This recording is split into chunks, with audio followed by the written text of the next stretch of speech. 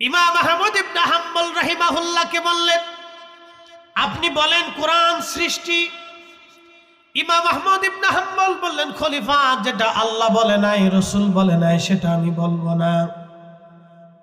যেটা আল্লাহ বলে নাই, রাসূল বলে নাই, সেটা আমি বলবো না। ইমাম আহমদ ইবনে হাম্বলকে জেলখানায় দিয়ে দেওয়া হলো। অন্ধকার কারাষ্টিক কারাঘরের ভিতরে অন্ধকারে থেকে নিমজ্জিত করা হলো, অন্ধকারে রাখা হয়। প্রত্যেক দিন তাকে জেলখানা থেকে বের করে 10টা করে চাবুক দিয়ে তার পিঠের মধ্যে আঘাত করা হতো। 10টা আঘাত করার পরে কোনো ওষুধ ব্যবহার করতে দেওয়া হতো না, ক্ষত স্থানে কোনো ওষুধ দেওয়া হতো না, কোনো চিকিৎসা তাকে দেওয়া হতো না। আবার পরের দিন বের করে আরো 10টা চাবুকের পিটুনি তাকে মারা হতো। চাবুকের পিটুনি খেয়ে পিঠের চামড়াগুলি খসে গেল, ফেটে গেল।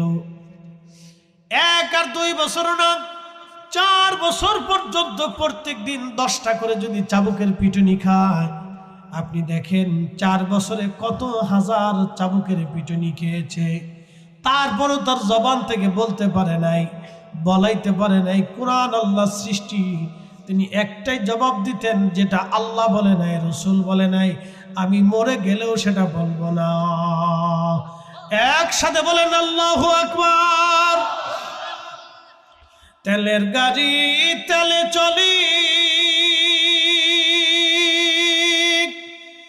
হাওয়ার গাড়ি হাওয়ায় উড়ে, বিনা তেলে চালাই গাড়ি নবী সুলাইমান, আমরা সেই মুসলমান। ঠিক কিনা? আমরা সেই মুসলিম। হযরত ইমাম আহমদ ইবনে হাম্বল 4 বছর পর্যন্ত জেলখানায় পিটুনি খেতে লাগলেন। 4 বছরে পিঠের চামড়া খসে গেল, গোশত পচে গেল, কলতানি বের হতো, রক্ত বের হতে থাকতো। ওই অবস্থায় তিনি নামাজ পড়তেন, ওই অবস্থায় তিনি নামাজ ছাড়তেন না, নামাজ আদায় করতেন। এক জেলখানার কয়েদি ওনাকে জিজ্ঞেস করলেন, ইমাম, আপনি জেলখানার ভিতরে রক্ত মাখা অবস্থায় কি করে আপনি নামাজ পড়েন? কোন বিধানে, কোন আইনে, কোন দলিলে রক্ত ঝরা অবস্থায় নামাজ পড়েন আপনি?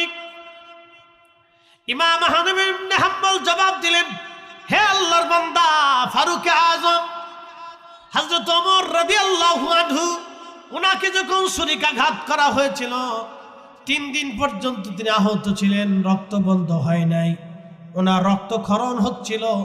ওই রক্তমাখা অবস্থায়, তিনি রক্তক্ষরণ অবস্থায় হযরত ওমর 1 ওয়াক্ত নামাজ তিনি ছাড়েন নাই। হযরত ওমর যদি নামাজ না ছাড়তে পারে, তাহলে আহমদ ইবনে হাম্বল কেন নামাজ ছেড়ে দিবে? আমার কথা কি বুঝতে কোনো অসুবিধা হচ্ছে আপনাদের? বোঝার চেষ্টা করবেন। আমরা এখানে আসছি কিছু বোঝার জন্য। এই জন্য আমি হুজুর কি বলছি, আমি একটু লং টাইম কথা বলি, তো মনোযোগ দেন। আমরা কিছু বোঝার জন্য আসছি, কিছু শিখার জন্য আসছি। যদিও আমার চাইতে অনেক বিজ্ঞ উলামা ইকরাম এখানে বসে আছেন, যাদের ছাত্র হওয়ার যোগ্যতা আমার নাই, কিন্তু বাচন ভঙ্গি সুন্দর বিধে আমার এখানে বসাইছে, আপনি কিছু বলেন, অন্যথায় কিছু না। আমার চাইতেও অনেক অনেক বিজ্ঞ, যাদের ছাত্র হওয়ারও যোগ্যতা আমার নাই, কিন্তু আমাকে এখানে বসাইছে, বাচন ভঙ্গি সুন্দর, আমি সুন্দর বলতে পারবো, এই জন্য বসাইছে, অন্য কিছু না। তারাও কিন্তু সারা জিন্দেগি জীবন ভর পড়াইতে পড়াইতে আমার মতো বহু ছাত্ররে পড়ায় আলেম বানিয়েছে। কথা ঠিক কিনা? কিন্তু আমার বাচন ভঙ্গি সুন্দর, এই জন্য বসাইছে যে আপনি কিছু বলেন। এই তো মনোযোগ দিন। তো আমার একজন উস্তাদ ছিলেন, খুব বয়োবৃদ্ধ হুজুরের কাছে আমরা বুখারী শরীফ পড়ছি। বরিশাল বাড়ি ছিল হুজুরের, উস্তাদজির বাড়ি বরিশাল ছিল। খুব বয়স্ক, জীবনে জুব্বা করছেন। তো বহুবার বলছি যে হুজুর জুব্বাটা দেন, আমি একটু ধুয়ে পরিষ্কার করে আয়রন করবো। না বাবা, বাঁচবই কয়দিন, আর এটা আয়রন করে কি করবো? মানে সেই আদি যুগের লোক ছিলেন। তো উনি এই বয়ান করতে পারতেন না, কিন্তু এলিমের দিক দিয়ে খুব পাকা ছিল। তা আমাকে মাঝে মধ্যে বলতেন, মনু, তুমি এরকম মিষ্টি মিষ্টি কথা কোথার থেকে শিখছো, কেমনে পারো? বললাম উস্তাদ জি, আল্লাহ আপনারা দিছে আপনারা শেখানোর জন্য, আর আল্লাহ আপনারা দিছে সাধারণ পাবলিকের বোঝানোর জন্য। আপনার এক কাজ, আমরা আর এক কাজ। এটা আল্লাহরই দয়া, কারণ আমাদের কথাগুলি একবারে আপামর জনতা, একবারে মানে কৃষক থেকে শুরু করে দিন মজুর থেকে শুরু করে সাধারণ ব্যক্তি থেকে শুরু করে কম বেশি সর্বমহলেই আমাদের কথাগুলি শোনে। ওই যে আমাদের এই বাচনভঙ্গি সুন্দর, আমরা সাজায় সাজায় কথা বলতে পারি, এটা একটা অভিজ্ঞতা, এটা আল্লাহর দয়া। আর উস্তাদজিদেরকে আল্লাহ দিছে আমরা ফরাইয়া মানুষ বানানোর জন্য। তা মনোযোগ দিয়ে, ইমাম আহমদ ইবনে হাম্বল রাহিমাহুল্লাহ, আল্লাহু আকবার, 4 বছর পার হলো। কত বছর? 4 বছর। পিঠের গোশত পচে গেল, গোশতের ভিতরে পোকা লেগে গেল। আহা, কত নিদারুণ কষ্ট তার জীবনে হয়েছিল 4 বছর। 4 বছর শেষে জেলার এসে ওনাকে বলতেছে, হুজুর ইমাম, আপনার সকাল ফজরের পরে আপনাকে ফাঁসি দেওয়া হবে, তো আপনি কোনো কিছু চাওয়ার ইচ্ছা আকাঙ্ক্ষা কি আছে, তাহলে আমাকে বলতে পারেন। ইমাম আহমদ ইবনে হাম্বল মুস্কে হাসি দিয়ে বললেন, জেলার, আপনার কাছে আমার চাওয়ার এবং আকাঙ্ক্ষা বলার কিছু নাই, আমি যাহা বলার মালিকের কাছে বলি। একসাথে বলুন, একসাথে, জোরে জোরে জোরে। কার কাছে বলবে? আমার সব আল্লাহর কাছে। আপনার কাছে বলার আমার কিছু নাই, আমার কোন ইচ্ছা আকাঙ্ক্ষাও আপনার কাছে নেই, যাহা বলার ওনার কাছে। হযরত ইমাম আহমদ ইবনে হাম্বল এশার নামাজ পড়লেন, কোনো চিন্তা নাই, কোনো পেরেশানি ওনার ভিতরে নাই। উনি ধীর স্থিরতার সাথে এশার নামাজ পড়লেন। এশার নামাজ পড়ার পরে, এশা শেষ হয়ে যাওয়ার পরে তিনি আর নওয়াফিল কিছু অতিরিক্ত নফল নামাজ তিনি পড়লেন। নফল পড়ার পরে তিনি আল্লাহর দরবারে হাত বাড়াইলেন। কোরআনে আল্লাহ বলছেন, ইয়া আইয়ুহাল্লাযীনা আমানুস্তাঈনু বিস-সাবরি ওয়াস-সালাহ।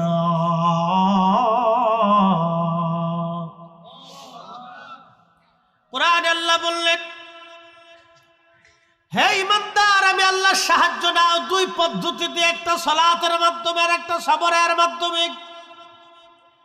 একটা নামাজের মাধ্যমে তুমি আমি আল্লাহর সাহায্য নাও। ইমাম আহমদ ইবনে হাম্বল নামাজ শেষ করার পরে তিনি আল্লাহর দরবারে হাত বাড়ায় বলেন, ইয়া রাব্বি, 4টা বছর ধরে আমার অভিযোগ অনুযোগ তোমার কাছে কিছুই বলি নাই। এক জালেম 4 বছর ধরে আমাকে জেলখানায় মারতেছে, অত্যাচার করতেছে। আল্লাহ, আমি শুনছি সে আমাকে সকালবেলা ফাঁসির কাস্টে ঝুলাবে।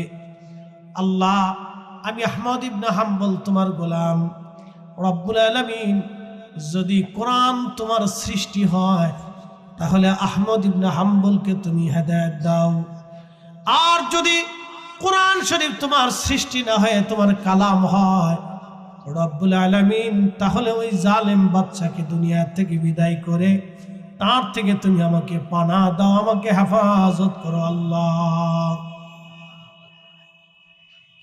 দোয়া করলেন ইমাম আহমদ ইবনে হাম্বল। তাহলে বলেন, আলেমদের দোয়া কবুল হয়? একসাথে বলেন, কবুল হয়? অবশ্যই হয়। মজলুমের দোয়া কবুল হয়, আলেমদের দোয়া অবশ্যই কবুল হয়, অবশ্যই মঞ্জুর হয়।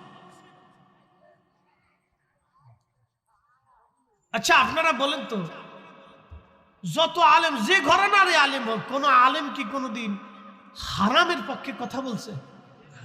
হ্যাঁ, অন্যের পক্ষে কখনো কথা বলতে পারে? কখনোই না। কোন আলেমই অন্যায়কে সাপোর্ট করে না, না যেটা ন্যায় সেটা ন্যায় বলে, যেটা অন্যায় সেটা অন্যায় বলে, যেটা চুরি সেটাকে চুরি বলে, যেটা ভালো সেটাকে ভালো বলে, যেটা অন্যায় সেটা অন্যায়। আমরা কোনোদিনও জীবন গেলেও, আমাদেরকে জবাই দিলেও আমরা বলবো না যে ঘুষ হালাল। কি কথা কন না কেন? আমরা যদি মেরেও ফেলে দেন তাও কোনোদিন বলবো না যে এই সরকারি সম্পদ, রাষ্ট্রীয় সম্পদ চুরি করে খাওয়া হালাল। এই কথা আমরা কোনোদিনও বলবো না। যতদিন আমরা বাইসে থাকবো ততদিন আমরা বলবো এটা অন্যায়, এটা চুরি। কথা কন না কেন, ঠিক কিনা? এটা আমরা সারা জীবনই বলে যাব, এটা বলতেই হবে। তো মনোযোগ দিয়ে ইমাম আহমদ ইবনে হাম্বল রাহিমাহুল্লাহ দোয়া করলেন, আল্লাহর আসমানে কবুল হয়ে গেল। উনি সারা রাত আল্লাহর ইবাদতে কাটাইলেন, তাহাজ্জুদ পড়লেন, কোনো পেরেশানি নেই। ফজর পড়লেন, ফজর পড়ার পরে জেলার এসে বলতেছে, হুজুর ইমাম আপনার জন্য একটা সুসংবাদ আছে। বলে কি সংবাদ? বলে বর্তমান যিনি খলিফা আছেন তিনি রাত্রিবেলা তাকে হত্যা করা হয়েছে, তিনি দুনিয়ার থেকে বিদায় হয়ে গেছেন, আল্লাহ তাকে দুনিয়ার থেকে নিয়ে গেছে। একসাথে বলবেন আল্লাহু আকবার। বলেন আলেমদের দোয়া কবুল হয় কিনা? হ্যাঁ হয়, এটা হয়, এটা অবশ্যই আলেমদের দোয়া কবুল। তো প্রত্যেক ধর্মের এক একটা বিশ্বাস আছে। তা আগুনের পূজারীরা আগুনের পূজা করত, এবং আপনারা জানেন প্রাচীন ইরানিরা আগুনের পূজারী ছিল। তারা দীর্ঘদিন আগুনের পূজা করেছে, 1000 বছর ধরে তাদের মন্দিরে আগুন জ্বলে থাকতো, তারা নিভাইত না। কিন্তু আল্লাহর হাবিব যে সময় পৃথিবীতে তাশরীফ রাখলেন, তখন ইরানিদের সেই আগুন অটোমেটিক আল্লাহর পক্ষ থেকে নিভে গেল। একসাথে বলবেন আল্লাহু আকবার। আল্লাহর নবী পৃথিবীতে তাশরীফ আনলেন, অটোমেটিক ইরানিদের সেই মাজুসি ধর্মের আগুনের মন্দিরের আগুন নিভে গেল। রোম সাম্রাজ্যের বিরাট বড় প্রাসাদের উপরে চূড়ায় ফাটল সৃষ্টি হল। এর ইঙ্গিত হচ্ছে ইরানিরা ইসলামের ছায়াতলে আসবে, এবং রোমানরাও একসময় ইসলামের সুশীতল ছায়াতলে আসবে। মনোযোগ দিবেন, আমাদের দেশে যারা সনাতন ধর্মে বিশ্বাসী, দেখেন এই যে ইসকন ফিসকন নিয়ে আমাদের দেশে এখন ঝামেলা চলতেছে। সারা ভারতবর্ষে, ভারতের ভিতরে ইসকন থেকে শুরু করে বিভিন্ন তাদের সনাতন ধর্মের ভিতরে অনেকগুলি গ্রুপ আছে। একটা গ্রুপ না, তাদের অনেক দল আছে, অনেক ধরনের পূজারী আছে সনাতন ধর্ম। এক একজন এক এক ভগবানের পূজা করে। যেমন কেউ কালী পূজা করে, কেউ দুর্গা পূজা করে, কেউ লক্ষ্মী পূজা করে, কেউ শিব পূজা করে, কেউ সরস্বতীর পূজা করে, কেউ লোকনাথের পূজা করে। এরকম এক একজনের পূজা করে। ভারতে গেলে এক দেবী, এই পাঞ্জাবে গেলে আর এক দেবী, এই আপনার উত্তরপ্রদেশে গেলে আর এক দেবী, এরপরে অন্ধ্রপ্রদেশে গেলে আর এক দেবী, এই ঝাড়খণ্ডে গেলে আর এক দেবী, মানে এক এক প্রদেশে এক এক দেবী তাদের। আবার গরুরও পূজা করে। কিসের পূজা করে? গরু। তাদের দৃষ্টিতে গাভী হচ্ছে মা, সে আমাকে দুধ দেয়, সেজন্য সে ভগবান। এটা হচ্ছে তাদের দৃষ্টিভঙ্গি।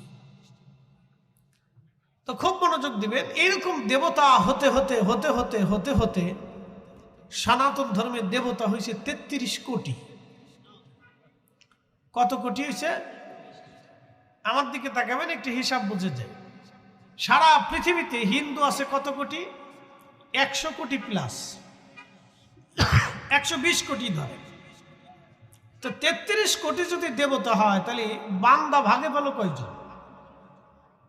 এক এক দেবতায় 3 জন হিসাবে আসে। যদি দেবতা 33 কোটি হয়, তাহলে বান্দা ভাগে পাইল এক এক দেবতায় 3 জন করে। চিন্তা করেন, তার অর্থ হচ্ছে মানুষ তার নিজের বানানো অনেক ধর্মের উপরে বিশ্বাস স্থাপন করে।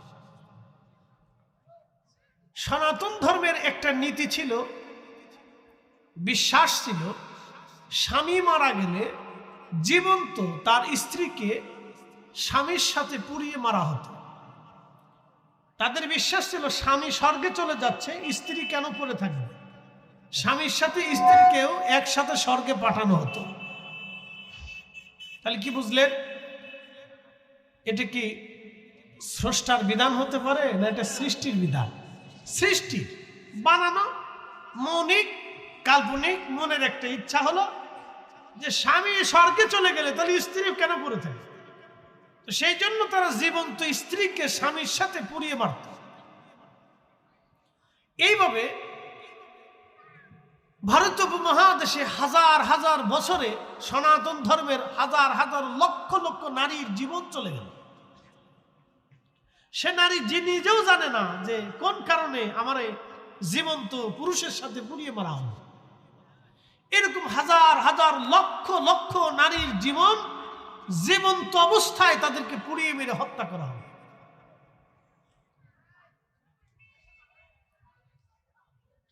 এই কঠিন সিচুয়েশনে আল্লাহর নবী পৃথিবীতে তশরিফ আনলেন এই আল্লাহর আইন নিয়ে। একসাথে বলবেন আল্লাহু আকবার। হয় না, জোরে জোরে বলেন, জোরে বলেন, জোরে জোরে। কার কালাম? একসাথে বলতে হবে, কার কালাম? কোনো সন্দেহ সংশয় কেউ কোনোদিন ভুল ধরতে পারে? আজও নেই, আগামীতেও। পৃথিবী আকাশ ভেঙ্গে পড়ে গেলেও, পৃথিবী পুড়ে গেলেও, সাগর শুকিয়ে গেলেও হবে না। এটার লা তাবদীলা কালিমাতিল্লাহ, পরিবর্তন হবে না। এটা ত্রুটি আজও পর্যন্ত কেউ ধরতে পারবে না। মনোযোগ দিয়ে এই কোরআনে আল্লাহ আমাদেরকে শিক্ষা দিচ্ছেন, কাইফা তাকফুরুনা বিল্লাহি ওয়া কুনতুম আমওয়াতা। হে মানুষ, হে মানব সম্প্রদায়, কি করে তোমরা আমি আল্লাহকে অস্বীকার করো, অথচ তুমি নির্জীব ছিলে, নিষ্প্রাণ ছিলে, দেহহীন ছিলে, অস্তিত্বহীন ছিলে, তুমি কিছুই ছিলে। আচ্ছা বলেন তো, আমরা যখন মায়ের বক্ষ দেশে, বাবার পৃষ্ঠদেশে বিশেষ এক পানির মধ্যে আমার দেহটা লুকায়িত ছিল, তখন কি আমার কোনো অস্তিত্ব ছিল? কিচ্ছু ছিল না। তাহলে এক বাক্যে বলেন, অস্তিত্ব কে দিছে? না, জোরে বলতে হবে, কে দিছে? তাহলে সেজদা কার হবে? আইন মানব কার? এতে কোনো সন্দেহ। সূর্য আইন মানে কার? আপনি বুঝে যাবেন। আমি সূর্যেরটা বাদ দিচ্ছি, আপনার বাড়ির কুত্তারটা আসে না। বলেন তো, কুত্তা বাদ দিয়ে শিয়াল এনে আপনি কি বাড়ি পাহারা দিয়ে হইতে পারবেন? বলে কারণ কি? শিয়াল দেখতে যেমন, কুত্তা দেখতে সেম সেম, অত 19-20।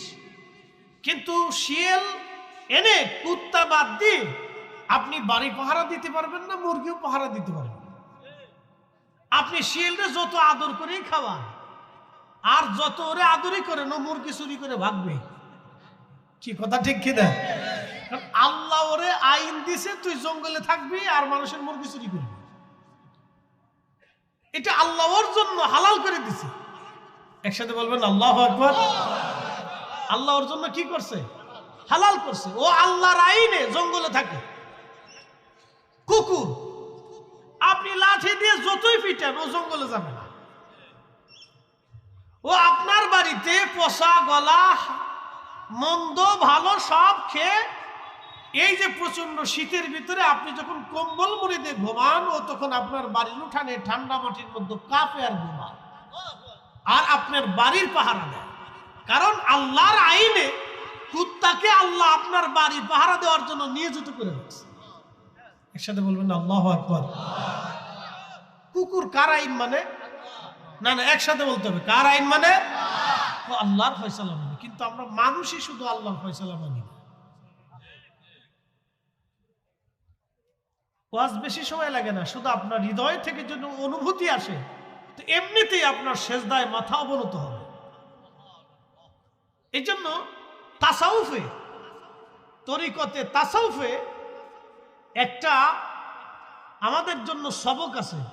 এটার নাম হচ্ছে মুরাকাবা। এটার নাম কি? মুরাকাবা। এই মুরাকাবাটা আপনাকে চিন্তা করতে হবে যে কেন আল্লাহ আপনাকে দুনিয়াতে পাঠাইলেন, আপনি কেন পৃথিবীতে আসছেন, আপনার করণীয় কি, আপনাকে কি করে যেতে হবে। এই তাফাক্কুর যদি কেউ করে, এই চিন্তা যদি কেউ করে, এই মুরাকাবার সবকের ভিতরে যদি কেউ আসে, তাহলে তার জীবন পরিবর্তন হতে থাকে। আপনাদেরকে আরো বুঝাই, সূর্য যখন পূর্ব আকাশ থেকে উদিত হয়, পশ্চিমে ডুবে যায়, বলেন সূর্যটা কার আইনে উঠে? না আবহাওয়া দপ্তরের অধীনে থাকে? আবার ডুবার সময় সে ঠিকই প্রতিনিয়ত আল্লাহর আইনেই ডুবে যায়। الشمس والقمر بحسبان والنجم والشجر يسجدان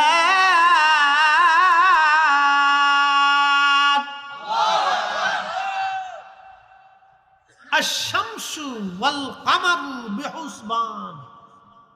হাবিব উম্মতকে জানায়, সূর্য তার নিজস্ব কক্ষপথে আল্লাহর আইনে পরিচালিত হয়, চাঁদ তার নিজস্ব কক্ষপথে আল্লাহর বিধানে পরিচালিত হয়। আচ্ছা ধরেন, সনাতনীদের বিশ্বাস মোতাবেক ভগবান যদি দেবতা যদি দুইজন হইত, একজন বৃষ্টির দেবতা আর একজন শীতের দেবতা, তাহলে 30 তারিখে সারা পৃথিবীতে সারা সৃষ্টিতে যুদ্ধ লেগে যেত। কারণ বৃষ্টির দেবতা বলতো যে আমি বৃষ্টি দেব, শীতের দেবতা বলতো শীতকালে তুই বৃষ্টি দিবি কেন, তুই বৃষ্টি দিবি বৃষ্টির দিনে বর্ষাকালে, এখন নভেম্বরের 30 তারিখ চলে, তুই কেন বৃষ্টি দিবি, এখন তো শীত দেওয়ার কথা, আমি শীতের দেবতা শীত দিব, বৃষ্টি হবে না। তো দুই দেবতার মধ্যে ঝগড়া লাগতে লাগতে ফিটি লাগতো। কি কথা কন না কেন? মালিক কয়জন? এগুলি মানুষের কিছু কল্পিত মনের ইচ্ছার উপরে কিছু কিছু ধর্ম প্রতিষ্ঠিত হয়েছে। কথা কন ঠিক কিনা? কিন্তু এই ধর্মটা কারো মনের উপরে হয় নাই, এটা স্বয়ং আল্লাহর পক্ষ থেকে নাজিলকৃত বিধান। কথা কন ঠিক কিনা? আপনাদেরকে আরো বুঝাই, ألم تر أن الله يسجد له من في السماوات ومن في الأرض। নবী গো, আপনি কি লক্ষ্য করেন নাই আসমান ও জমিনে, ভূমণ্ডল ও নভমণ্ডলে যাহা কিছু আছে সব আমি আল্লাহকে সেজদা দেয়। একসাথে বলেন, কাকে সেজদা দেয়? আল্লাহকে। সব আল্লাহকে সেজদা দেয়। কিন্তু মানুষই যাইয়া বেহুদা সূর্যের সামনে সেজদায় পড়ে থাকে, মানুষই যাইয়া সাগরের সামনে সেজদায় পড়ে থাকে, মানুষই যাইয়া পাথরের সামনে সেজদায় পড়ে থাকে, মানুষই যাইয়া গাছের সামনে সেজদায় পড়ে থাকে, মানুষই যাইয়া মানুষের সামনে সেজদায় পড়ে থাকে, মানুষই যাইয়া গাভীর সামনে সেজদায় পড়ে থাকে। কি এক পাগল! الشمس والقمر والنجوم والجبال والشجر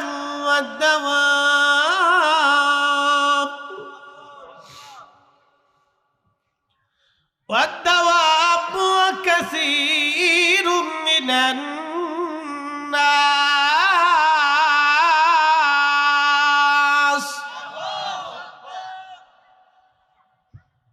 বন্ধু, আপনি জানান সূর্য আমাকে সেজদা দেয়। কে সেজদা দেয়? সূর্য আমাকে সেজদা দেয়, চাঁদ আমাকে সেজদা দেয়। तमाम সৃষ্টির যত নক্ষত্র আছে খালি চোখে দেখা যায় না। বিজ্ঞান বলতেছে तमाम সৃষ্টির যতগুলি নক্ষত্র আছে মহাবিশ্ব আল্লাহ বানাইলেন। একটা মহাবিশ্বের নাম হলো মিল্কওয়ে, বাংলায় বলে ছায়াপথ, আর একটা মহাবিশ্বের নাম গ্যালাক্সি। এরকম 10,000 কোটি নক্ষত্র দিয়ে একটা মহাবিশ্ব আল্লাহ বানাইলেন।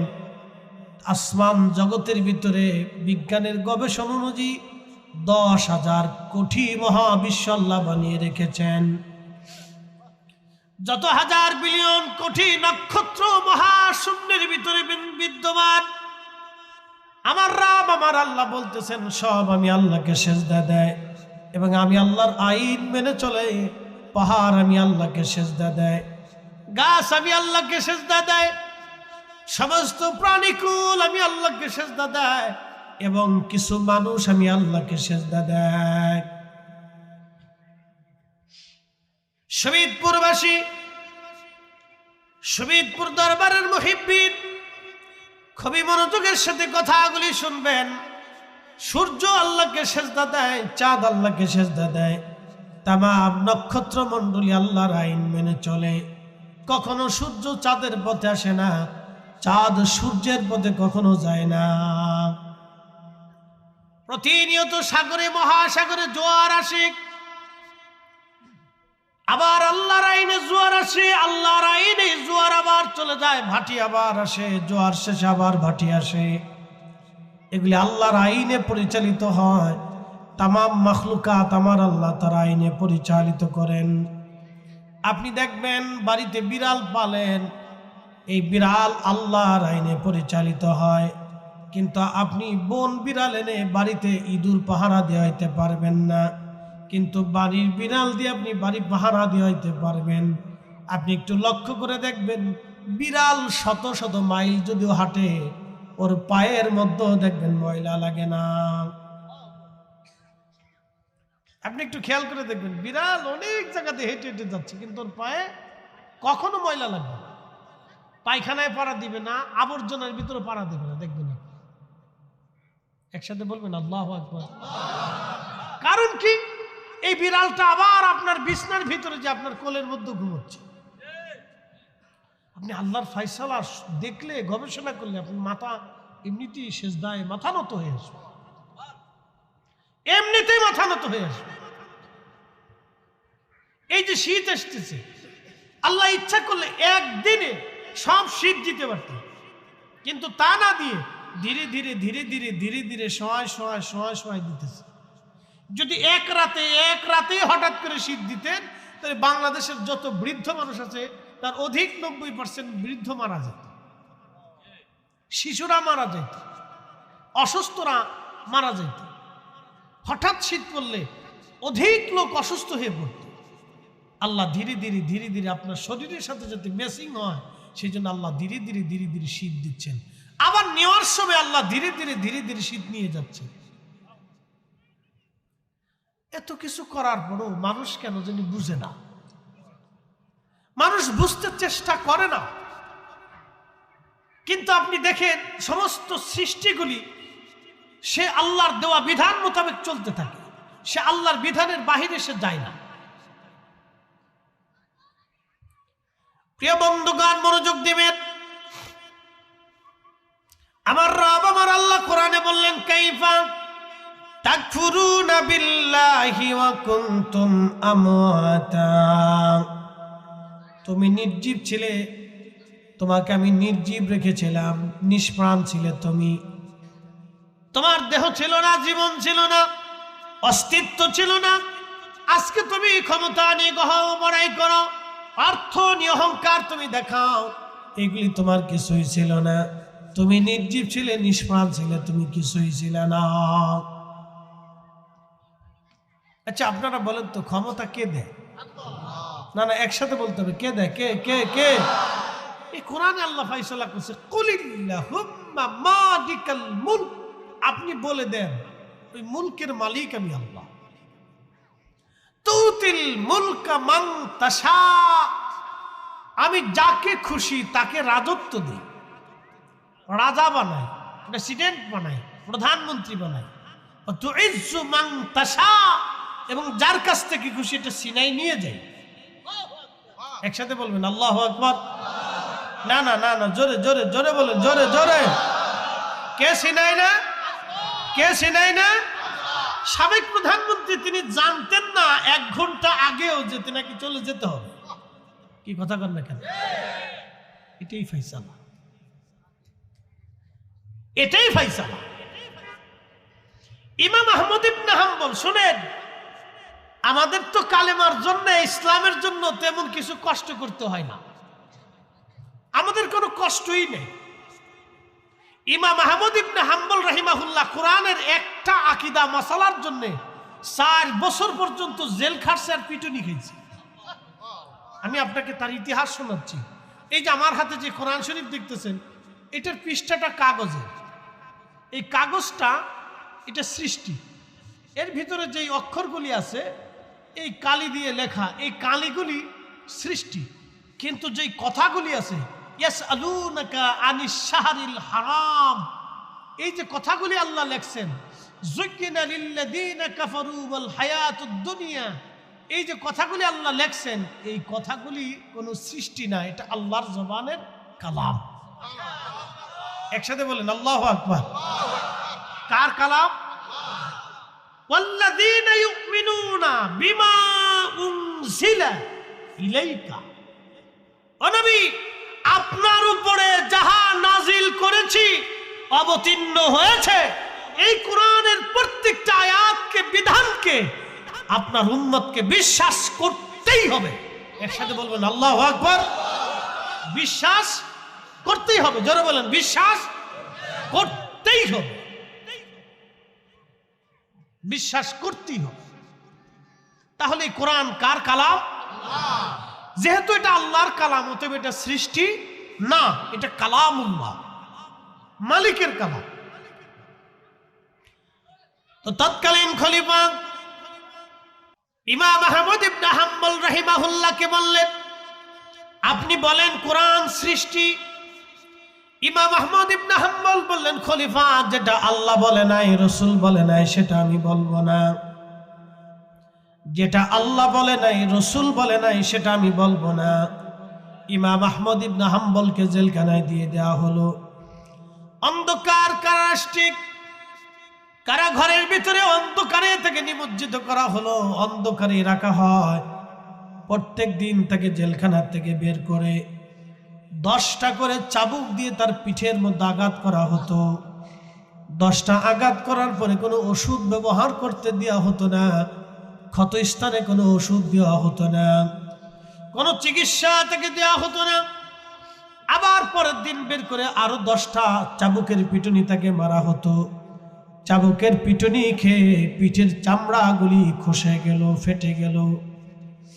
1 আর 2 বছর না, 4 বছর পর্যন্ত প্রত্যেক দিন 10টা করে যদি চাবুকের পিটুনি খায়, আপনি দেখেন 4 বছরে কত হাজার চাবুকের পিটুনি খেয়েছে। তারপরও তার জবান থেকে বলতে পারে নাই, বলাইতে পারে নাই কোরআন আল্লাহ সৃষ্টি। তিনি একটাই জবাব দিতেন, যেটা আল্লাহ বলে নাই, রাসূল বলে নাই, আমি মরে গেলেও সেটা বলবো না। একসাথে বলেন আল্লাহু আকবার। তেলের গাড়ি তেলে চলি,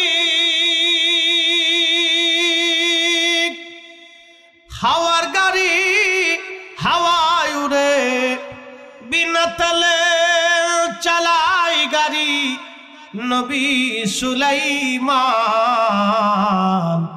আমরা সেই মুসলমান।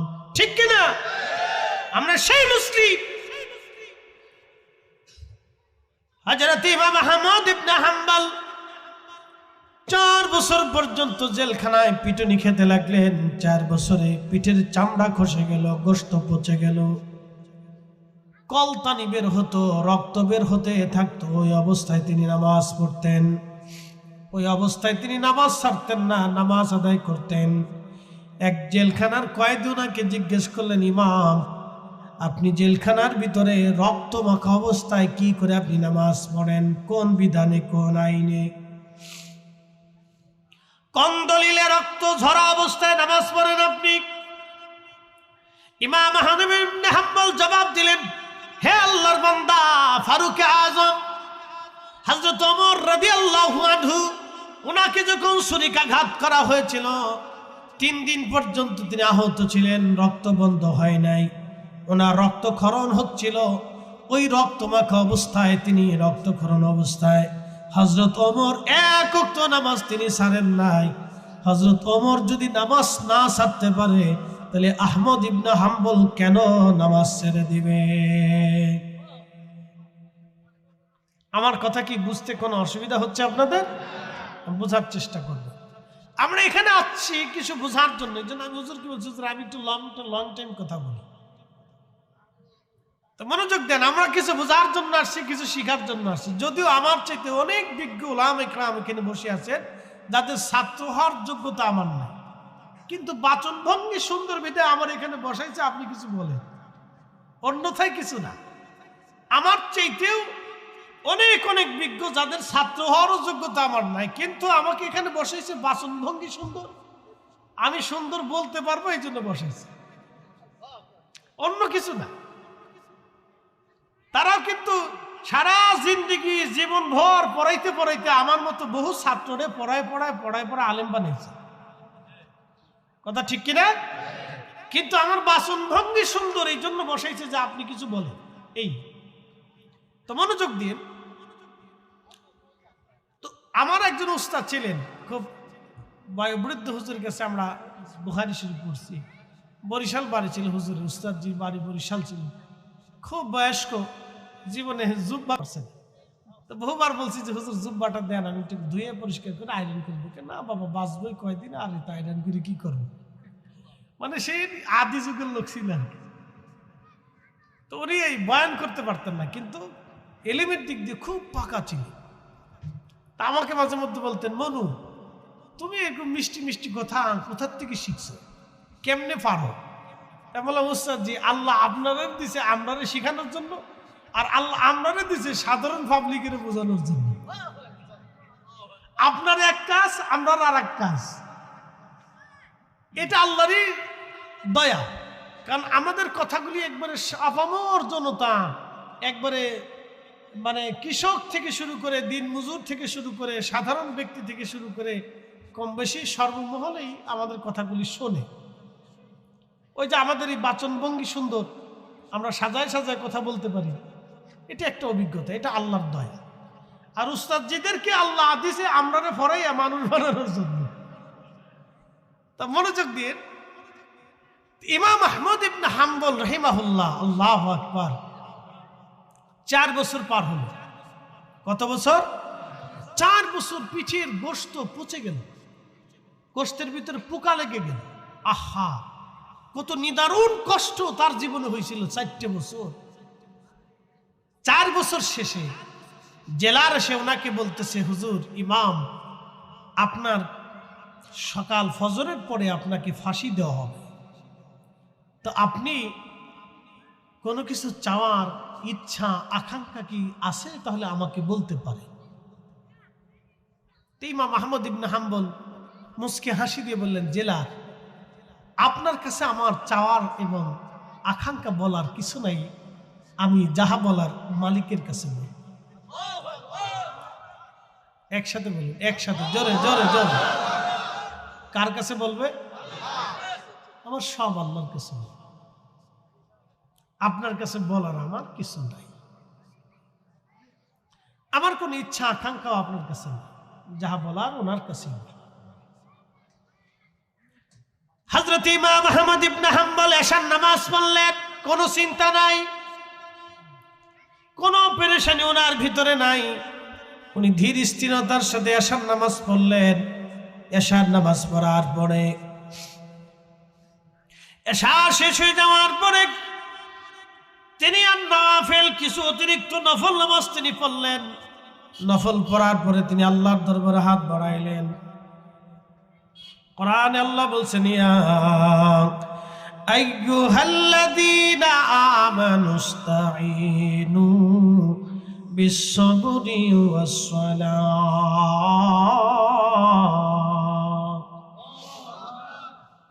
কোরআনে আল্লাহ বললেন, হে ইমানদার, আমি আল্লাহর সাহায্য নাও 2 পদ্ধতিতে, একটা সালাতের মাধ্যমে আর একটা সবরের মাধ্যমে। একটা নামাজের মাধ্যমে তুমি আমি আল্লাহর সাহায্য নাও। ইমাম আহমদ ইবনে হাম্বল নামাজ শেষ করার পরে তিনি আল্লাহর দরবারে হাত বাড়ায় বলেন, ইয়া রাব্বি, 4টা বছর ধরে আমার অভিযোগ অনুযোগ তোমার কাছে কিছুই বলি নাই। এক জালেম 4 বছর ধরে আমাকে জেলখানায় মারতেছে, অত্যাচার করতেছে। আল্লাহ, আমি শুনছি সে আমাকে সকালবেলা ফাঁসির কাস্টে ঝুলাবে। আল্লাহ, আমি আহমদ ইবনে হাম্বল তোমার গোলাম। রব্বুল আলামিন, যদি কোরআন তোমার সৃষ্টি হয় তাহলে আহমদ ইবনে হাম্বলকে তুমি হেদায়েত দাও। আর যদি কোরআন শরীফ তোমার সৃষ্টি না হয়, তোমার কালাম হয় রব্বুল আলামিন, তাহলে ওই জালেম বাদশাকে দুনিয়া থেকে বিদায় করে তার থেকে তুমি আমাকে পানা দাও, আমাকে হেফাজত করো আল্লাহ।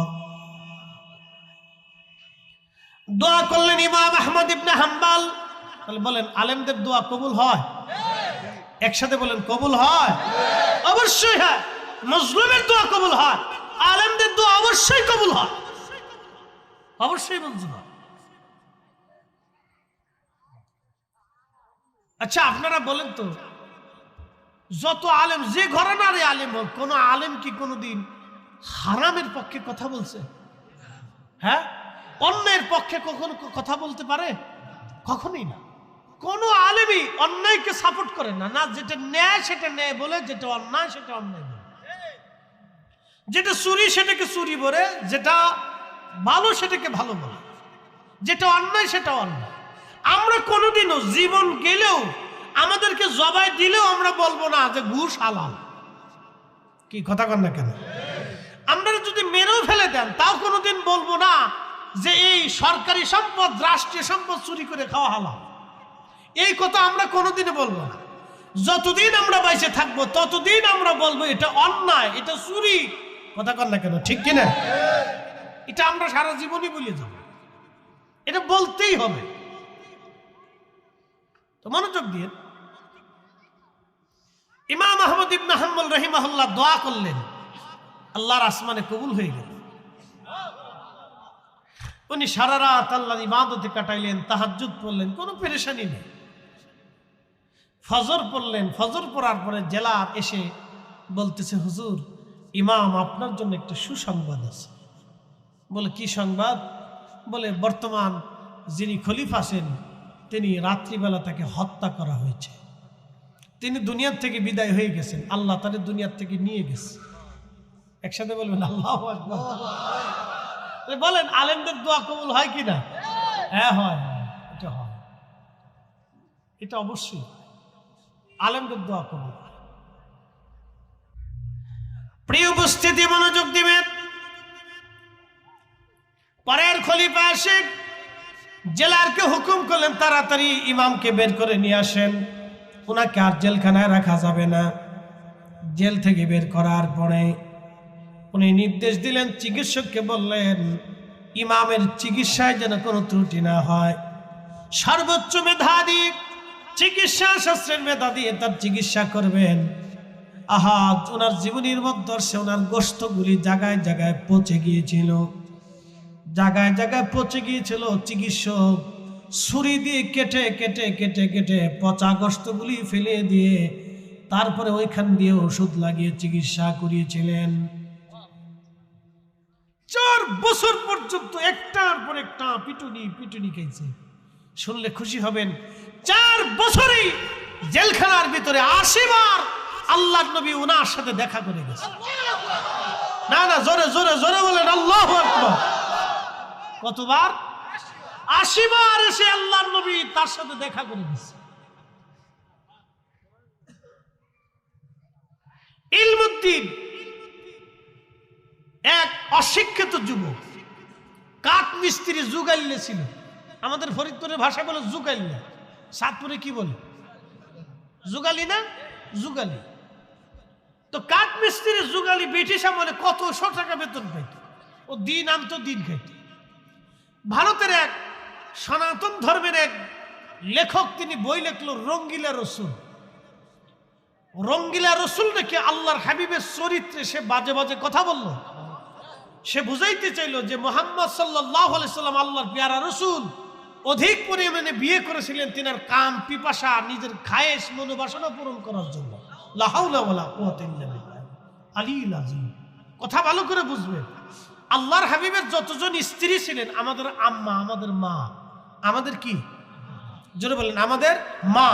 যারা বলেন আমাদের কি, একসাথে বলেন আমাদের কি মা। ওনাদেরকে সম্মানের চোখে দেখতে হবে, মা, মায়ের নজরে দেখতে হবে।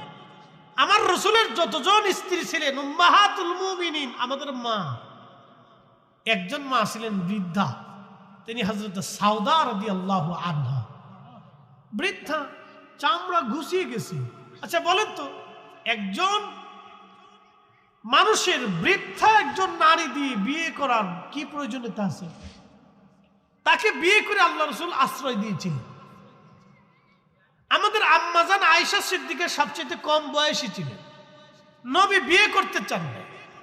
হযরত সিদ্দিক আকবর রাদিয়াল্লাহু আনহু তিনি এতটাই রসুলকে ভালোবাসতেন যে তিনি বলতেছেন, ইয়া রাসূলুল্লাহ, আমি তো আপনার বাহিরের খেদমত করলাম, মাল দিয়ে খেদমত করলাম, আমার কন্যাটাকে আপনার সাথে বিয়ে দিয়ে আপনার সাথে আত্মীয়তার সম্পর্ক করে রক্তের সম্পর্ক করতে চাই। একসাথে বলবেন আল্লাহু আকবার। তো বারবার বারবার বারবার বারবার অনুরোধ করার পরে আল্লাহর নবী শাদী মোবারক করলেন। যদি কাম খায়েশ পূরণ করার জন্য রসুল বিয়ে করতেন, তাহলে মদিনাতে সুন্দরী নারীর অভাব ছিল না। মদিনার মতো সুন্দর মানুষ আমি পৃথিবীর কোথাও খুঁজে পাবেন না। মদিনার মতো এত শরীফ আর ভদ্র মানুষ পৃথিবীর কোথাও খুঁজে পাবেন না। মদিনার বাচ্চাদের মতো এত সুন্দর বাচ্চা পৃথিবীতে কোথাও পাবেন না। মদিনার মতো এত সুন্দরী নারী পৃথিবীর কোথাও খুঁজে পাবেন না। যদি নিজের কাম খাইশ পুরা করার জন্য রসুলের বিবাহের প্রয়োজন হতো, তাহলে মদিনার বাছাই বাছাই করা সুন্দরী মেয়েদেরকে নবী বিয়ে করতে পারতেন। বৃদ্ধা নারী বিয়ে করার প্রয়োজন ছিল না।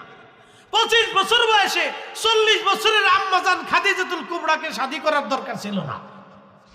উনি ওই সময় ইচ্ছা করলে উনি মক্কার সবচেয়ে সুন্দরী কুমারী নারী বিয়ে করতে পারতেন। তার অর্থ হলো, রসুলের চরিত্রে কেউ যদি বাজে কথা বলে, বুঝতে হবে তার জন্মটা আতারে পাতারে ঝরে জঙ্গলে, আর কে পার্কে ওয়াকামে কুকামে হয়েছে শিয়াল কুত্তার মতো। কথা কন ঠিক না বেটে?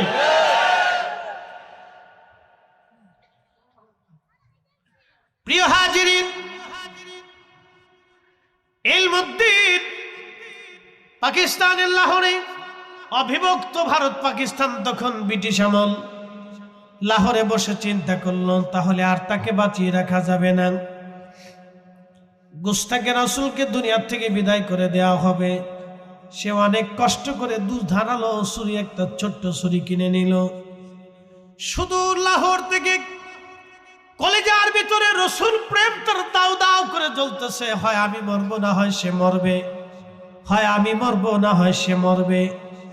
ইলমুদ্দিন একজন কাঠ মিস্ত্রি, সুদূর পাকিস্তানের লাহোর থেকে রওনা দিয়ে ভারতে আসলো। ভারতের দিল্লির আদালতে উঠে আদালত প্রাঙ্গণেই সেই গুস্তাকে রসুলকে হত্যা করলো। আদালত প্রাঙ্গণে সবার সামনে তাকে হত্যা করা হলো। ইলমুদ্দিনকে পুলিশ ধরে নিয়ে গেল, বিচারকরা বিচার করবে। ইলমুদ্দিনের যিনি আইনজীবী ছিলেন, তিনি জেলখানায় এসে ইলমুদ্দিনের সঙ্গে কথা বলবেন। দেখা করে বলেন, ইলমুদ্দিন, তুমি এক সুঠাম দেহের যুবক, কিছুদিন মাত্র তুমি বিয়ে করেছ, তোমার সংসার হবে, জীবন হবে, তুমি একটা মার্ডার করে ফেলছো। ইলমুদ্দিন, শুধু তুমি বলবা যে এটা আমি ভুলে করে ফেলেছি, অথবা আমার ওই সময় সেন্সলেস ছিল, আমি বুঝতে পারি নাই। শুধু এই কথাটা যদি আদালত প্রাঙ্গণে তুমি দাঁড়ায় বলো, তাহলে আমি আইনজীবী তোমাকে মৃত্যুদণ্ড থেকে বাঁচিয়ে দিতে পারবো, নতুবা তোমাকে মৃত্যুদণ্ড থেকে বাঁচানো সম্ভব হবে না। ইলমুদ্দিন জবাব দিল, আইনজীবী, আদালত প্রাঙ্গণে আমি একটা মিথ্যা কথাও বলতে পারবো না, কারণ আমি আমার রসুলের জন্য তাকে হত্যা করেছি, যার জন্য জীবন দেওয়ার জন্য প্রস্তুত আছি, যার প্রেমের মালা গলায় দিয়েছি, তার জন্য ফাঁসির মালা গলায় দিতে প্রস্তুত আছি। একবার জোরে বলা যাবে কি আল্লাহু আকবার? সুঠাম দেহের এক যুবক, অশিক্ষিত, কোন রকম মক্তবে লেখাপড়া করছে, কাঠ মিস্ত্রি, যুগাইয়া, কলেজের ভিতরে রসুলের প্রেম, ইমান একিন তার এত দৃঢ় মজবুত হলো, সে বলল না, এটা হবেই না। তো সে প্রকাশ্যে স্বীকার করলো, হ্যাঁ, আমি স্ব ইচ্ছা আমি তাকে হত্যা করছি। ব্রিটিশ আদালত তাকে মৃত্যুদণ্ড দিল, ফাঁসির কাস্টে উঠানো হলো। ইলমুদ্দিন মুস্কি মুস্কি হাসে। একসাথে বলবেন আল্লাহু আকবার। মুস্কি মুস্কি হাসে। তো বিচারক জিজ্ঞেস করলো, তুমি হাসো কেন? তোমার কি ভয় করে না? কি জন্য তুমি হাসতেছ? ইলমুদ্দিন জবাব দিল, হাসবো না তো কাঁদবো নাকি? আমি যার জন্য আজ ফাঁসির মালা গলায় দিচ্ছি, তিনি গত রাত আমার সাথে স্বপ্নে দেখা করে আমাকে জান্নাতের সুসংবাদ দিয়ে গেছে, বলে গেছেন কিছুক্ষণ পরেই আমি তার সাথে সাক্ষাতে চলে যাব। নাহলে হাত উঁচা করে বলেন আল্লাহু আকবার। আরো জোরে বলেন আল্লাহু আকবার। বলেন আল্লাহ আছে, আমার রসুল আছে। ওই বাজে যত দেবতা ধর্ম অন্ধবিশ্বাস সব পৃথিবীতে গুলি সব মিথ্যা, মানুষের বানানো।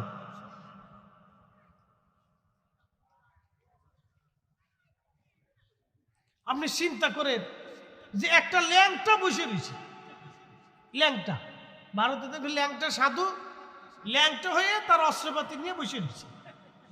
এটা বললেও শরম করে। বসে রয়েছে, নারীরা তার সামনে যে মাথা নত করে প্রণাম দিতেছে, সেজদা দিতেছে। সি সি কতটা অপরিচ্ছন্ন, কতটা মানে নেস্টিক, এটা ভাষায় প্রকাশ করার মতো, এটা রুচির বাইরে।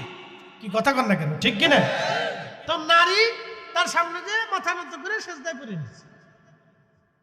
সি সি সি মানুষের তো একটু বাহ্যিক লজ্জা শরমও থাকা উচিত যে একটা ল্যাংটা পাগল ছাগল বুঝে নিয়েছি। এই জন্য আপনাকে হক বেহক তো বুঝার দরকার, কথা ঠিক কিনা? আল্লাহ রসুল নিজের শালীনতা পবিত্রতার জন্য আল্লাহর হাবিব কখনো, এই যে দেখেন আমরা অনেক সময় টাইট পোশাক পরি, নবীজি টাইটও পরেননি, ঢিলে ঢুলে পরতেন। তিনি এতটাই লাজুক ছিলেন, এতটাই পরিচ্ছন্ন ছিলেন যে উম্মতকে 5 ওয়াক্ত নামাজের আগে মেসাকের হুকুম দিচ্ছে যে তোমার জবান থেকে ফ্রেশ রাখো। স্যানিটাইজেশন ব্যবস্থা পৃথিবীতে মানুষ যখন কল্পনাই করে নাই, আল্লাহর নবী তখন উম্মতকে ঢিলা কুলুপ ব্যবহার করে মাটির সাথে হাত ঘষে পবিত্র হওয়ার শিক্ষা দিয়ে দিছে। একসাথে বলবেন না আল্লাহু আকবার।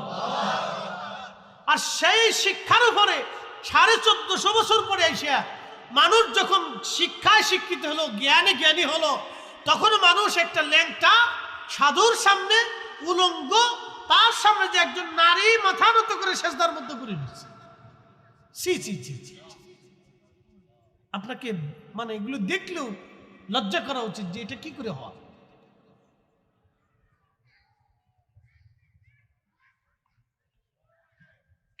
উপস্থিতি, এই জন্য আপনাদেরকে দিন ইসলাম আমাদেরকে বুঝাটা জরুরি, এগুলি শেখা জরুরি, এগুলি জানা জরুরি। তারা হলে আমাদের যুব শ্রেণী, আগামীর যুব শ্রেণী দেখবেন লক্ষ লক্ষ তরুণ বিপদগামী।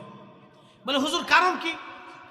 কয়েকদিন আগে পাকিস্তানের এক শিল্পী আসছে বাংলাদেশে, কি নাম আমার হয়তো মনে নেই এখন, যাক যে নামই হোক, তার গান বলে সুন্দর, আমি জীবনে কোনোদিন শুনি টুনি নেই বা এটা আসেও নাই কখনো।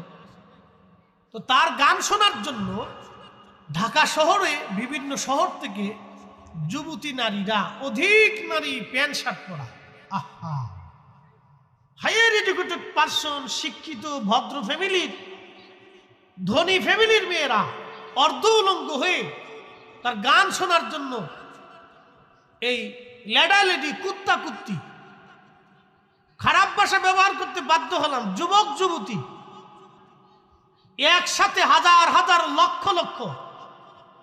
আপনি কনসার্ট না হলে জানতেনই না যে আমার দেশের এত পরিমাণে শিক্ষিত নারীরা বেহায়া হয়ে গেছে, এত পরিমাণে শিক্ষিত নারীরা যে বেহায়া হয়েছে আপনি জানতেনই না। এত পরিমাণে শিক্ষিত নারী বেহায়া, লজ্জা শরম কিচ্ছু নেই।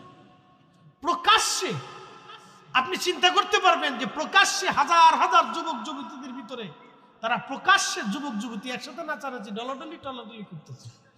সি সি সি যেগুলি কাতিবাসের কুকুরকেও হার মানিয়ে ফেলছে, আইয়ামে জাহিলিয়াতকে হার মানাইছে। আল্লাহর নবী বলছেন উম্মত তোমাদের জন্য আগামীর সংবাদ হচ্ছে তোমরা কিয়ামতের অপেক্ষা করো। প্রকাশ্যে মানুষ যখন জেনা করবে তখন বুঝবা কিয়ামত কাছাই গেছে।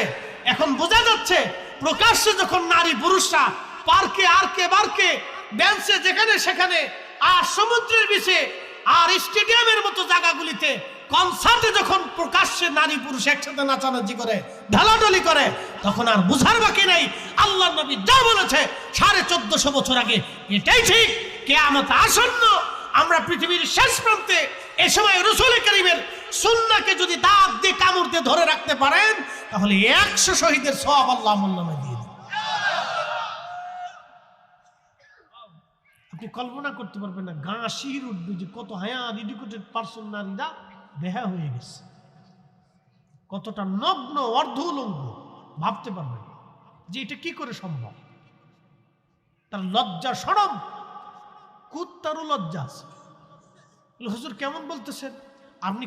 কুত্তারে যদি লাথি মারেন দেখবেন ও কিন্তু একবারে মুসরায় ফুসরায় আপনার সামনে আইসে আপনার খুশি করার জন্য মনিবরে লাথি লুথি মারছে, আপনি বেজার হয়ে একটা বাড়ি বুড়ি দিচ্ছেন, ও কিন্তু আবার আপনার খুশি করার জন্য ঘুরে ঘুরে এসে মুসরায় ফুসরায় আপনার সামনে স্যারেন্ডার করে। কি কথা ঠিক কি না? ও স্যারেন্ডার করে যে মনিব আমার ভুল হয়ে গেছে, আপনি আমার বাইরেন না। আপনি কোথা থেকে বুঝেন? বিড়ালরে মারছে, ও দেখবেন আবার ঘুরে ফিরে আপনার ওই লজ্জা শরম ফেলে আপনার কাঁথার ভিতরে আবার চলে গেছে। একটা নারী কতটা বেহে হলে অর্ধলঙ্গ হয়ে স্টেডিয়ামের ভিতরে হাজার হাজার পুরুষ মহিলাদের ভিতরে নাচতেছে, মানে আমি আর কোনো ভাষায় প্রকাশ করতে পারলাম, বাকিটা আর ভাষায় বলার সুযোগ নাই। এটা এই মঞ্চে বললেও এটা বেমানা, আপনাকে বুঝতে হবে। শুধু এইখানে না, বাংলাদেশের প্রত্যেকটা জেলাতে একটা করে কনসার্ট দিয়ে দেখেন যে কত যুবক যুবতী আমাদের পথভ্রষ্ট হয়েছে। আপনি শুধু কনসার্ট দিলে বুঝবেন, বেশি কিছু করতে হবে না, একটা করে কনসার্ট দিবেন তো কনসার্ট দিলে বুঝবেন যে কত যুবক যুবতী পথভ্রষ্ট হয়েছে।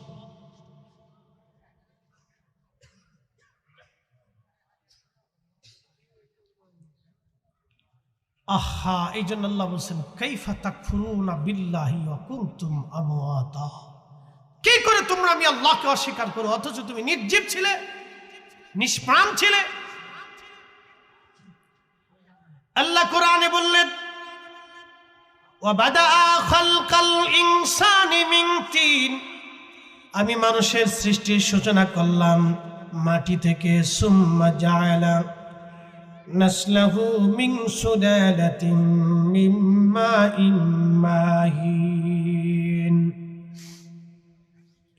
আমি মানুষের বংশ বিস্তার করলাম, ছেলে দিলাম, মেয়ে দিলাম, নাতি দিলাম, ভাগিনা দিলাম, ভাতিজি দিলাম, ভাতিজা দিলাম, খালা দিলাম, আমি ফুফু দিলাম, আত্মীয় স্বজন দিলাম, বংশ বিস্তার করলাম।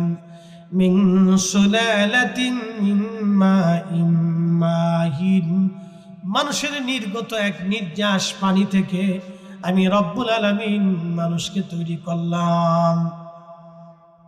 মায়ের রেহেমের ভিতরে, মনোযোগ দিবেন, মায়ের রেহেমের ভিতরে সন্তান যখন মা কনসেপ্ট করে, সন্তান কনসেপ্ট করার পরে মা রেহেমে যখন ওই বিশেষ পানিটা আমার আল্লাহ বিশেষ প্রক্রিয়া পাঠায় দেন, এই পানিটা বিশেষ প্রক্রিয়া যাওয়ার নাম হলো হালাল, বৈবাহিক পদ্ধতির মাধ্যমে আমার আল্লাহ মায়ের রেহেমের ভিতরে আল্লাহ বিশেষ পানিটাকে আমার আল্লাহ দিয়ে দিলেন। ওই পানিটাকে আমার রব 40 দিন পর্যন্ত মায়ের রেহেমের ভিতরে রিফাইন করেন। 40 দিন রিফাইন করার পরে ওই পানিটাকে আল্লাহ রক্তপিণ্ড বানান। কোরআনে আমার আল্লাহ বললেন খালাকাল ইনসানা মিন আলাকা, আমি মানুষ সৃষ্টি করেছি রক্তপিণ্ড থেকে। ও মুসলমান, শোভিতপুর দরবার শরীফের মুহিব্বিনেরা খুব মনোযোগ দিয়ে কথাগুলি শুনবেন। শোভিতপুরবাসী, মাইকের আওয়াজ যত দূর যাচ্ছে আমার মা বোনেরা কথাগুলি আপনারা শুনে নেবেন। আজ তখন আল্লাহ রাব্বুল আলামিন ওই রক্তপিণ্ডটাকে আরো 40 দিন রিফাইন করেন। রক্তপিণ্ড 40 দিন রিফাইন করার পরে সেটা গোশতের টুকরা হয়ে যায়। এরপরে আরো 40 দিন আমার আল্লাহ পাক রিফাইন করেন। 40 দিন রিফাইন করার পরে আল্লাহ আমাদের বডির স্ট্রাকচার তৈরি করেন। আমার বডি, হাত পা, চোখ, কান, নাক, পা সব আল্লাহ স্ট্রাকচার তৈরি করতে থাকেন। স্ট্রাকচার তৈরি করার পরে আল্লাহ রসুল বলতেছেন, ঠিক তখনই আমার আল্লাহ জিব্রাইলকে হুকুম দেন, জিব্রাইল রুহু নামক ইঞ্জিনখানা এনে আমার এই বান্দার দেহের মধ্যে রুহু ফুঁকায় দিয়ে দাও। আমার এই বান্দার দেহের মধ্যে রুহু ফুঁকাই দেওয়ার পরে তুমি 4টা জিনিস তার জন্য নির্ধারিত করে দাও। 1 নাম্বার, কতদিন পর্যন্ত সে পৃথিবীতে বেঁচে থাকবে তুমি স্থায়ীভাবে লিখে দাও।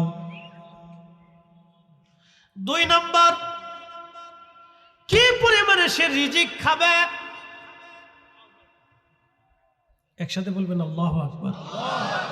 আচ্ছা বলেন তো, আল্লাহর বিধান ছাড়া আপনি কি একটা ভাতের দানাও বেশি খাইতে পারবেন?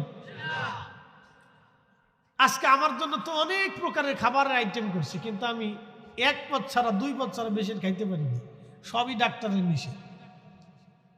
নাকি পলিফাস, ডাক্তার বললো যে ওষুধ খাচ্ছেন এটা খাওয়া যাবে না, কোনো গোশই খাওয়া যাবে না। আচ্ছা কোন তো বরাতে নাই, কিছু করার নাই তো। 1000 কোটি টাকা থাকলেও মানুষ খাইতে পারবে না। এই যে শোনেন, যারা দুর্নীতি করে চুরি করে সুইস ব্যাংকে আর কি বলে ওই যে আপনার বেগম পাড়া বাড়ি বানায় সুইস ব্যাংকে বিদেশে টাকা পাচার করে 1000 কোটি টাকা যারা চুরি করলো, আচ্ছা আপনারা বলেন তারা কি সব টাকা খাইয়ে মরতে পারবে? না না, একসাথে বলেন, একসাথে বলেন, পারবে? আহা, কত হতভাগা। এই সম্পদ সে দুনিয়াতে রেখে যাবে, কে ভোগ করবে? তার ছেলে, তার নাতি। সে কোথায় যাবে? কবর। জবাব কে দিবে? নাতি দিবে না ওই ব্যক্তি দিবে? এর মতো বুকা পৃথিবীতে কি আছে? এর মতো বুকা পৃথিবীতে কি আছে যে নিজে সম্পদ করলো অথচ খাইতে পারলো না, রাইখে গেল অবৈধভাবে। নিজে তো পারলোই না, নিজের সন্তান খাবে, কবরে চলে গেল, জবাব দিতে তার হবে। ছেলেও দিবে না, নাতিও দিবে না, পুতিও দিবে না, স্ত্রীও দিবে না, ভাইও দিবে না, বোনও দিবে না, অথচ ভাগ কিন্তু সবাই নিছে।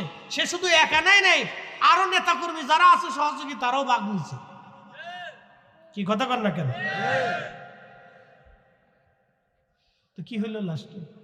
এদের মতো বুকা পৃথিবীতে আর কেউ।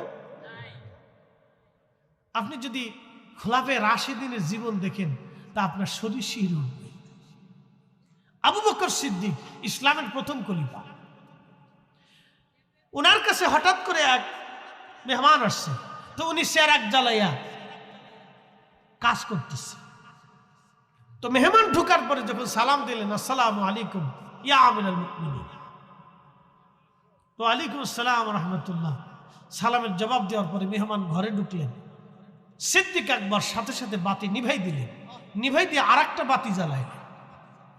তো মেহমান আশ্চর্য হয়ে জিজ্ঞেস করলো, আমিরুল মুমিনিন, বাতি তো একটা জ্বলতেছিল, ওটা নিভাই দিয়ে আবার নতুন করে বাতি জ্বালানোর হেতু কি, কারণ কি?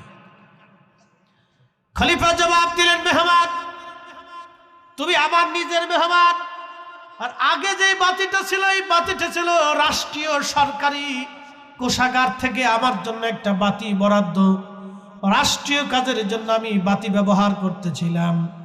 এখন তুমি নিজে আসছো, তুমি যেহেতু আমার মেহমান, তুমি তো রাষ্ট্রের মেহমান না, অতএব রাষ্ট্রের বাতি জ্বালাইয়া আমি তোমার সাথে কথা বলতে পারি না, এই জন্য আমার নিজের বাতি জ্বালাইলাম। কারণ আমি আবু বকর কিয়ামতের ময়দানে এই তেলটুকু নষ্ট করার জন্য আল্লাহর আদালতে জবাব দিতে হবে, কারণ আমি রাষ্ট্রের সম্পদ ব্যবহার করেছি নিজের কাজে। এবার বলেন, বাংলাদেশে কত চোর কিয়ামতের ময়দানে ধরা খাবে এমন বুঝি না? কি কথা কন না কেন? কত চোর ধরা খাবে আপনি কি বুঝে নেন? আমার আর বাকিদের বুঝে আঙ্গুল দিয়ে বুঝে বুঝে দিতে হবে না, কতজন কিয়ামতের ময়দানে ধরা খাবে খালি আপনি বুঝে নেন। এই জন্য আল্লাহ রসুল বলছেন, ফাআলাইকুম বিসুন্নতি ওয়া সুন্নাতিল খুলাফাইর রাশিদিন আল মাহদিন, আমার সুন্নাহ মানবে, আমার পরে আমার হেদায়েত প্রাপ্ত খলিফা আবু বকর, ওমর, উসমান, আলী রিদওয়ানুল্লাহি তাআলা আলাইহিম আজমাইন, এই 4 জনের আদর্শকে তোমরা বিনা বাক্যে মেনে নিবা। একসাথে বলা যাবে না আল্লাহু আকবার?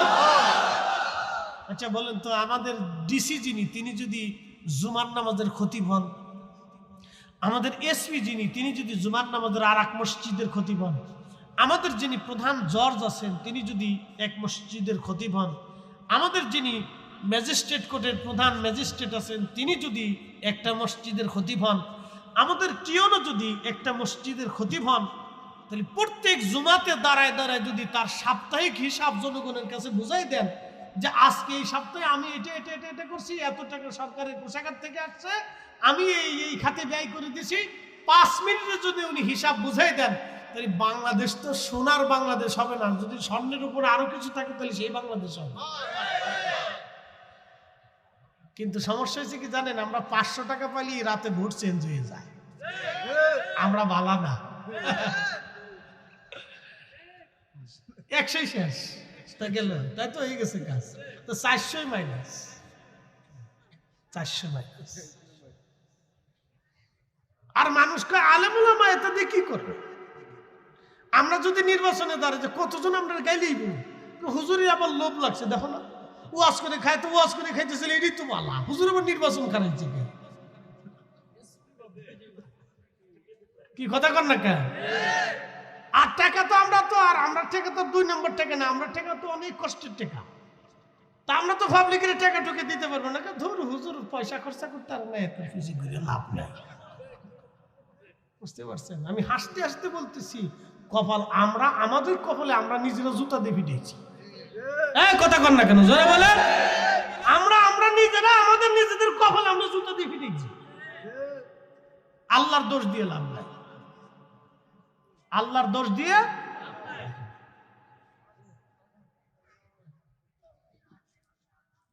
প্রিয় উপস্থিতি, আপনি আমেরিকাতে চলে যান তো, যা দেখেন তো ওরা ল্যাংটা দেশ, অর্ধেক ল্যাংটা থাকে, অর্ধেক পোশাক পরা থাকে।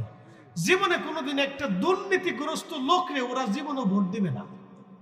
আপনি যান ওদের নির্বাচন যায় দেখেন, একটা লোকও তারা ভোট দিবে না। না, এটা ভোট দেওয়া যাবে না, এটা চোর।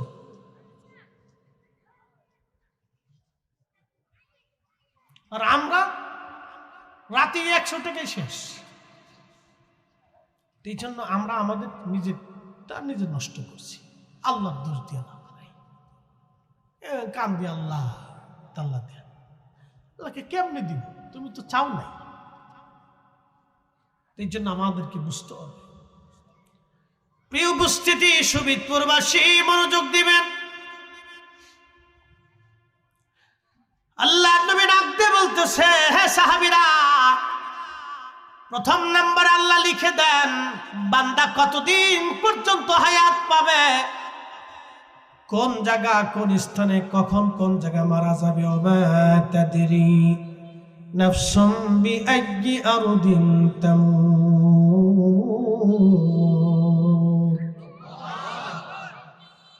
বান্দা কোথায়, কোন জায়গায়, কোন অবস্থায়, কোন হালতে, কিভাবে মারা যাবে আল্লাহ ছাড়া কেউ জানে না। আপনি আমি কেউ জানবো না আগামী মুহূর্তটা কে কোথায় মারা যাবে। তার মানে আপনি একটু চিন্তা করেন, আল্লাহ 1450 বছর আগে চ্যালেঞ্জ দিয়ে দিলেন, কে কোথায় মারা যাবে আল্লাহ ছাড়া কেউ জানে না। ঠিকই তাই, 1450 বছর পার হয়ে গেল, এত বিজ্ঞান আবিষ্কার হলো। বর্তমান রাশিয়া আমেরিকা দুইটা মেরু, পৃথিবী 2 ভাগে বিভক্ত, একটা রাশিয়ান বেল্ট, একটা আমেরিকান বেল্ট। যে কোনো সময় পৃথিবীতে বিশ্বযুদ্ধ লেগে যেতে পারে। 2 বেল্টই প্রতিনিয়ত গবেষণা করে করে নিত্য নতুন অস্ত্র তৈরি করতেছে। কে কত দ্রুত মারণাস্ত্র তৈরি করতে পারে, কে কত পারমাণবিক বোমা তৈরি করতে পারে, প্রতিযোগিতায় ব্যস্ত। কিন্তু আজও পর্যন্ত মৃত্যু রোগের কোনো ওষুধ আবিষ্কার হলো না। মানব শরীরের মধ্যে 3500-এর মতো রোগ আল্লাহ দিয়ে রাখছে। আপনার শরীরে সব সময়ের জন্য একটা না একটা রোগ লেগেই থাকবে। আপনি কখনো একবারে ফ্রেশ রোগ মুক্ত থাকবেন না। 3000 রোগের মধ্যে একটা না একটা রোগ আপনার শরীরে সবসময় বাসা বেঁধে থাকবে। আপনি ডাক্তারদের কাছে জিজ্ঞেস করবেন, আপনার শরীরে 3500 যে রোগ আছে, এমনকি ডাক্তার যারা আছে আপনারা চিকিৎসা দেয়, প্রেসক্রিপশন দেয়, ওষুধ দেয়, পরামর্শ দেয়, নিজেও রুগী। কি কথা বললেন? নিজেও কি রুগী? যে বেটা কবিরাজি করে আপনার দুনিয়া ভরে ওষুধ দিতেছে, যা খোঁজেন নিজেও রুগী। কি কথা কর দেখে, হে নিজেও রোগী। ৩,৫০০ রোগের একটা না একটা রোগ আপনার শরীরে সবসময় বাসা বেঁধে থাকবেই। যদি না থাকতো তাহলে আপনি ফেরাউন হয়ে যেতেন। আল্লাহর রোগ দিয়ে আপনারা আল্লাহ তার দিকে আপনার রুজু করে রাখে। এই জন্য মাঝে মাঝে আল্লাহ আল্লাহ বলছে, আল্লাহ শেফা দেন, আল্লাহ শেফা দেন। যদি রোগ না হইতো তাহলে আপনি আল্লাহর কাছে কাঁদতেন না। যদি বিপদ না দিত তাহলে আপনি আল্লাহর কাছে কাঁদতেন না। অন্ধ আল্লাহ কেন দিল? এখন আপনি বলতে পারেন যে হুজুর আপনারা সবাই আল্লাহ চোখ দিল, আমার গ্রামের আব্দুল করিম আল্লাহ চোখ দিল না, কারণটা কি?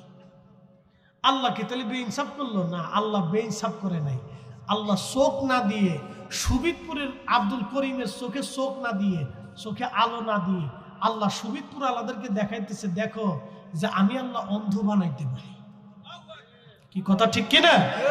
আমি আল্লাহ অন্ধ বানাইতে পারি, তোমরা অস্বীকার করো না। এই জন্য আল্লাহ আব্দুল করিমের চোখ আল্লাহ বন্ধ করে রাখছে। রহিম রে আল্লাহ বুবা বানায় রাখছে। সবাই জবান খুলে কথা কয়, রহিমে খালি এউ এউ এউ এউ করে। কারণটা কি? আল্লাহ রহিম রে বুবা বানায় দেখাইছে, দেখো আমি তোমাদের জবান কেড়ে নিতে পারি। কথা ঠিক কিনা? এই জন্য এইগুলি বুঝতে হবে। আল্লাহ এগুলি আমাদেরকে দিয়ে রাখেন আমাদের পরীক্ষা করার জন্য। প্রিয় শহীদপুরবাসী মনোযোগ দিবেন। আল্লাহ রাব্বুল আলামিন বান্দা কোথায় মারা যাবে, কোন হালতে কেউ জানে না আল্লাহ ছাড়া।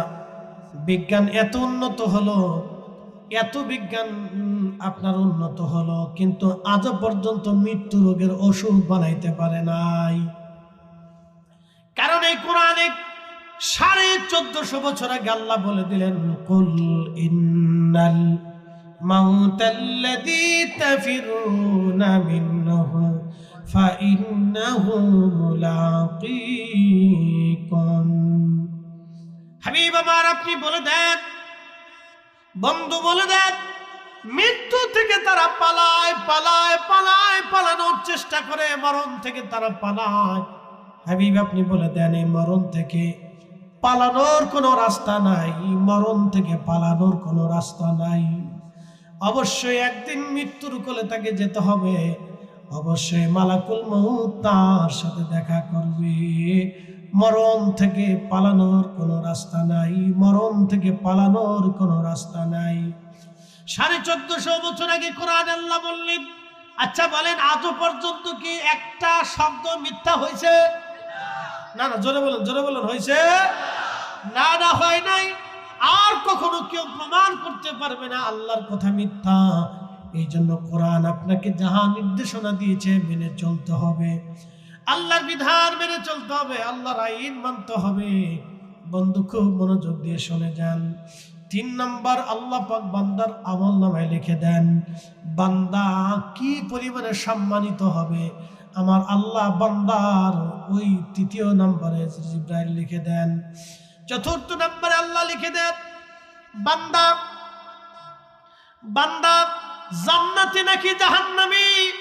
আমার আল্লাহ 4র্থ নম্বরে লিখে দেন সে কি জান্নাতে যাবে নাকি জাহান্নামে যাবে, সে কি জান্নাতি নাকি জাহান্নামে যাবে, আমার আল্লাহ লিখে দেন। এই জন্য দেখবেন কেউ সারা জীবন ভালো কাজ করার পরে লাস্টে বেঈমান হয়ে কবরে চলে যায়। বহু মানুষ আছে নাস্তিক হয়ে কবরে চলে গেল। তসলিমা নাসরিন, তার মা তাহাজ্জুদ নামাজ পড়ে। তসলিমা নাসরিনের বাবা মুসলমান, মা মুসলমান, মেয়েটাও মুসলমান ছিল, কিন্তু শেষ মুহূর্তে সে এমন নাস্তিক হয়ে গেল, বেঈমান হয়ে মহিলাটা কবরে চলে গেল। ফি নারি জাহান্নামা খালিদিনা ফিহা, চিরদিনের জন্য এই মহিলা জাহান্নামে চলে গেল। কোনদিন আর জাহান্নাম থেকে বের হতে পারবে না, কোনদিন আর জাহান্নাম থেকে বের হতে পারবে না। মা মুসলমান, বাবা মুসলমান, নিজে মুসলমান, নাম মুসলমানের নাম, কিন্তু শেষ পর্যন্ত বেঈমান হয়ে কবরে চলে গেল। আবার দেখা যায় বাবার নাম শ্রীকৃষ্ণ, ওর নাম রাধা কৃষ্ণ। দেখবেন শেষ পর্যন্ত মুসলমান হয়ে ছেলেটা আব্দুল করিম নাম হয়ে আল্লাহর জান্নাতে চলে গেল সত্যের দিশা নিয়ে। কথা বলেন ঠিক না বেঠে? আল্লাহ লিখে দেয় আল্লাহ সমস্ত মানব জাতিকে মুসলমান বানাইতে পারতেন, কিন্তু আল্লাহ কেন বানান নাই? আল্লাহ পরীক্ষা করার জন্য বানান নাই। আল্লাযী খালাকাল মাউতা ওয়াল হায়াতা লিয়াবলুয়াকুম আইয়ুকুম আহসানু আমালা।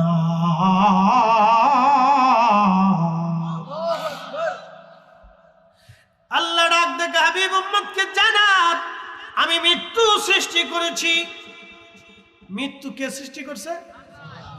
আল্লাহ। তাহলে মৃত্যুর কোন দেবতা আলাদা নাই, মৃত্যুর কোন দেবতা আলাদা নাই, জীবনের কোন দেবতা আলাদা নাই। সব কিছুর একচ্ছত্র অধিপতি মালিক আল্লাহ, কোন সন্দেহ নেই। লা শারীকা লাহু, তার কোন শরীক নেই। এক বাক্যে বুঝতে হবে। আমরা কি মৃত্যুর পরে আবার ফিরে আসার কোন সুযোগ আছে? আর সুযোগ নেই। কিন্তু সনাতন ধর্মের একটা বিশ্বাস আছে, আবার আসিব ফিরে ধানসিঁড়িটির তীরে নবান্নে এই বাংলায়, হয়তো শালিকের বেশে, না হয় কাউয়ের বেশে, না হয় কুত্তার বেশে, না হয় শিয়ালের বেশে, না হয় এই কোকিলের বেশে। এরকম এই কবি জীবনানন্দ দাশ তার ধর্মের বিশ্বাস সে কবিতার ছন্দে লিখছে। সনাতন ধর্মের বিশ্বাস হলো, মানুষ যদি পুণ্যের কাজ করে, মানে পুণ্য মানে ভালো কাজ করে, তাহলে ভগবান পৃথিবীতে আবার তাকে পাঠাবে, রাজা বানাইয়া, জমিদার বানাইয়া, শিক্ষক বানাইয়া, সাহিত্যিক বানাইয়া, কবি বানাইয়া। আর যদি মানুষ অন্যায় করে চলে যায়, তাহলে ভগবান তারে আবার পৃথিবীতে পাঠাবে কাউয়া বানাইয়া, কুত্তা বানাইয়া, বিড়াল বানাইয়া, শিয়াল বানাইয়া, হাতি বানাইয়া। কি বুঝলেন আপনারা? জীবনে কোনোদিন কুত্তা এ কইছে, এরে আমি ওই তোকার সেই জগন্নাথ ছিলাম, তখন আমি ভগবান আমার কুত্তা বানায় বাড়াইছে? কি কথা কন না কেন? এই সুযোগ কি আর আছে? কখনো হবে? অবশ্যই না। এটা মানুষের বানানো এক কল্প বিশ্বাস। কথা কন ঠিক কিনা? এই কোরআন আল্লাহ বলে দিল, ওয়ালাই ইউআখিরাল্লাহু নাফসান ইযা জা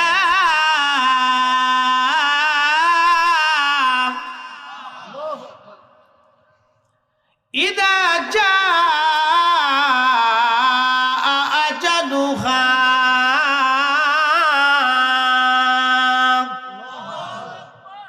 হায়াত শেষ হলে থাকার সুযোগ নেই, আর চলে গেলে আশারা। আমরা ফিরে যাব কার কাছে? সুম্মা তুরাদ্দুনা ইলা আলিমিল গায়বি ওয়াশ শাহাদাত। অতঃপর তোমরা আল্লাহর কাছে ফিরে যাবা। একসাথে বলেন, কার কাছে? আল্লাহর কাছে। এখন আপনারা প্রশ্ন করতে পারেন যে ফরিদে হুজুর, দুই একটা কি বাস্তব কোন ডকুমেন্টস আছে? হ্যাঁ আছে। একটা ছোট্ট ডকুমেন্টস দিয়ে যায়, যারা আল্লাহর পথে শহীদ হয় তারা মরে না। একসাথে বলবেন না মারহাবা? তারা কি হয় না? মরে না, তারা জিন্দা থাকে, আপনি দেখেন না। ওয়ালাকিল্লা তাশউরুন, আপনি অনুধাবন করেন না, বুঝেন না। এটা আল্লাহ নিজে তার কোরআনে, আল্লাহ তার জবানে নিজে বলছে। একসাথে বলবেন আল্লাহু আকবার। আমি আপনাদেরকে একটা বাস্তব ঘটনা শুনি। 1933 সাল, আজ থেকে প্রায় 100 বছর আগে, 1933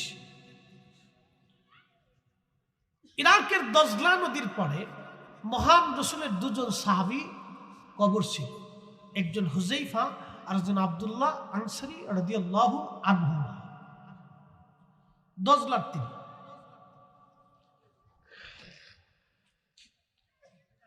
না, আরেকটু বুঝাই, দজলার তীরে পড়ে যাই, আপনাদেরকে আরেকটু সহজ করে দেয়। পৃথিবীতে একজনের দুইটা কবর আছে, একজনের দুইটা মাজার আছে, তিনি ইমাম হুসাইন। এছাড়া পৃথিবীতে আর যত বলে যে অমুক অলির 3টে মাজার, অমুক অলির 4টে কবর, এগুলো সব মিথ্যা কথা। কথা বুঝেন নাই মনে হয়? আবার বলতেছি, ফ্রেশ কথা, কোনো বাকি ঝুঁকি নেই। আমি সুন্নি মাইন্ডেড, কিন্তু তাই বলে না যে আমি শিরিককে প্রাধান্য দিব। কি কথা কর না কেন? মনোযোগ দেন। অনেকে বলে বাইজিদ বুস্তামির এটা মাজার, এটা মাজার, এটা মাজার, এটা মাজার, অমুক জায়গা তমুক যা, অমুক জায়গা তমুক যা, 4টা 5টা এটা হয়েছে। এগুলো ভ্রান্ত, এগুলো কথার কোনো ভিত্তি নাই। একজনের পৃথিবীতে 2টা মাজার, তিনি ইমাম হুসেইন রাদিয়াল্লাহু আনহু। তিনার দেহ মুবারকের মাজার হচ্ছে কারবালা, আর পবিত্র মাথা মুবারকের মাজার হচ্ছে বর্তমান মিশর আল আজহার বিশ্ববিদ্যালয়ের পাশে। একসাথে বলবেন না মারহাবা? বর্তমানে যে গাজা, এই গাজার আগে নাম ছিল আসকালান। এই আসকালানে ইমাম হুসেইন রাদিয়াল্লাহু আনহুকে সমাহিত করা হয়েছিল। শুধু মাথা মুবারক 530 হিজরি। মনোযোগ দিন, কত হিজরি? 530 হিজরি। ওনার শাহাদাতের 470 বছর পরে। ওনার শাহাদাতের কত বছর পরে? 470। ভালো করে বুঝে যাবেন, 470 বছর পর খ্রিস্টানরা, ক্রুসেডাররা এই বর্তমান ফিলিস্তিন অনেক অঞ্চল তারা দখল করে নিয়ে গেল। আজকে যেমন ইসরায়েল নিছে, একসময় ওরাও নিছে, কিন্তু টিকতে পারে নাই। ইসরায়েল যে নিছে তারাও টিকতে পারবে না। একসাথে বলবেন আল্লাহু আকবার। কারণ সুলতান গাজী সালাউদ্দিন আইয়ুবের উত্তরসূরিরা এখনো মরে যায় না, এটা জিন্দা আছে। মুসলমানদের কোন না কোন অঞ্চলে, কোন না কোন ঘরে সুলতান গাজী সালাউদ্দিন আইয়ুবের উত্তরসূরি জেগে উঠবে। কথা বল, ঠিক না ঠিক? তো মনোযোগ দিয়ে, মিশরের যিনি গভর্নর ছিলেন তিনি সিদ্ধান্ত নিলেন যে আমাদের সাইয়্যিদের মাথার এখন খ্রিস্টানদের আন্ডারে চলে গেছে, তা আমরা উঠাই নিয়ে আসি, ওটা রাখা যাবে না। তো মিশরের গভর্নর, তিনি মিশরের যিনি তৎকালীন গভর্নর ছিলেন খেলাফতের, তিনি প্রস্তাব দিলেন যে আপনারা আমাদের সাইয়্যিদের মাথা মোবারক দিয়ে দেন। তা বলতেছে আপনাদের সাইয়্যিদ তো আপনাদের ধর্মের প্রসিদ্ধ একজন ব্যক্তি, তো যেহেতু নিতে চান তাহলে তো আমরা এমনিতে দিব না, 30,000 স্বর্ণ মুদ্রা দিতে হবে। 30,000 স্বর্ণ মুদ্রা কিন্তু একটা রাষ্ট্রের জন্য কম না, অনেক টাকা।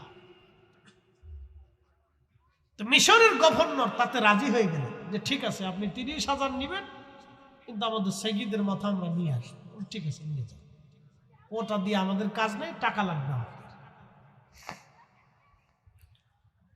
হযরত ইমাম হুসাইন রাদিয়াল্লাহু আনহুর পবিত্র মস্তক আনার জন্য মিশরের গভর্নর সৈন্য সামন্ত নিয়ে লোক লস্কর নিয়ে আলেম ওলামা নিয়ে রওনা হয়ে গেলেন।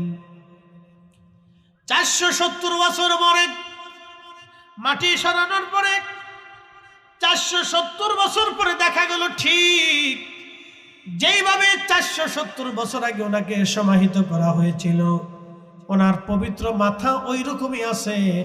একটা চুল নষ্ট হয় নাই, ঠোঁট নষ্ট হয় নাই, চোখ নষ্ট হয় নাই। তখন ওনার দেহের ওই কাটা অংশ থেকে তাজা রক্ত ঝরতেছিল। একসাথে বলেন আল্লাহু আকবার।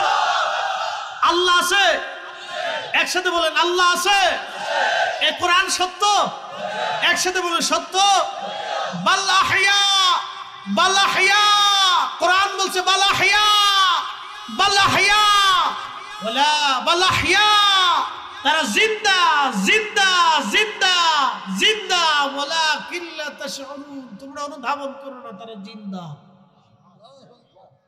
একটা বাক্য এখানকার কোথাও মিথ্যা হয় নাই, বাস্তবতা থেকে বলতেছি। ওনার মস্তক মোবারক থেকে সুঘ্রাণ আসতে লাগলো, খুব সম্মানের সাথে, খুব তাজিমের সাথে, বিরাট বড় বহর করে সুদূর আসকালান থেকে মিশরে আল আজহার বিশ্ববিদ্যালয়ের পাশে এনে ওনাকে সমাহিত করা হলো। ওনার জিয়ারত পৃথিবীতে 2 জায়গায় সমানভাবে হয়, কারবালাতেও হয়, আজহারেও হয়। একসাথে বলবেন আল্লাহু আকবার। তাহলে লা ইলাহা ইল্লাল্লাহ, আল্লাহ ছাড়া কোনো মালিক, কোনো রব নেই। আশহাদু আল্লা ইলাহা ইল্লাল্লাহু ওয়াহদাহু লা শারীকা লাহু ওয়া আশহাদু আন্না মুহাম্মাদান আবদুহু ওয়া রাসূলুহু। একসাথে বলা যাবে না আল্লাহু আকবার? কোন সন্দেহ? একসাথে বলেন সন্দেহ নেই। পৃথিবীতে কোনো দ্বিতীয় তৃতীয় চতুর্থ কোটি কোটি ভগবান, কোন দেবতার অস্তিত্ব নেই। পাথরের সামনে, মূর্তির সামনে মাথা নত করে কোনো লাভ নেই। যার সামনে মাথা নত করার দরকার সেই রবের সামনে মাথা নত করতে হবে। যার জন্য জীবন দেওয়ার দরকার তার জন্যই জীবন দিতে হবে। কথা বলুন ঠিক না? প্রিয় উপস্থিতি, এটা বাস্তবতা থেকে আপনাদেরকে দিলাম। কাফেররা রাসূল কারীমের কাছে এসে দলিল চাইতো যে আল্লাহ আছে, তার প্রমাণ কি? শোনেন, সাহাবীরা কিন্তু আগে আল্লাহ দেখে আল্লাহ চিনে নাই। তারা কিন্তু আল্লাহ দেখেন নাই, তারা আগে নবী দেখছেন। কথা ঠিক কিনা? তারা আগে কি দেখছেন? রাসূল দেখছেন। একসাথে বলবেন আল্লাহু আকবার। এই যে কোরআন নাজিল হলো, কোরআনে আল্লাহ বলেন আলিফ লাম মিম যালিকাল কিতাবু লা রাইবা ফীহি হুদাল লিল মুত্তাকিন। এই যে শব্দগুলি আল্লাহ যখন তার রাসূল কারীমের কালব মুবারকে নাযিল করতেন, তখন নবীজি প্রচন্ড শীতে ঘেমে চুপসে যাইতেন। তখন সাহাবীরা বুঝতে পারতো কোরআন নাযিল হচ্ছে, কিন্তু কোরআন আসতেছে এটা দেখা যেত না। আল্লাহ নবী যখন স্বাভাবিক অবস্থায় ফিরে আসতেন, তখন বলতেন সাহাবীরা, আল্লাহ বলছেন যালিকাল কিতাবু লা রাইবা ফীহি হুদাল লিল মুত্তাকিন আল্লাযীনা ইউমিনুনা বিল গায়বি ওয়া ইউকিমুনাস সালাতা ওয়া মিম্মা রাযাকনাহুম ইউনফিকুন।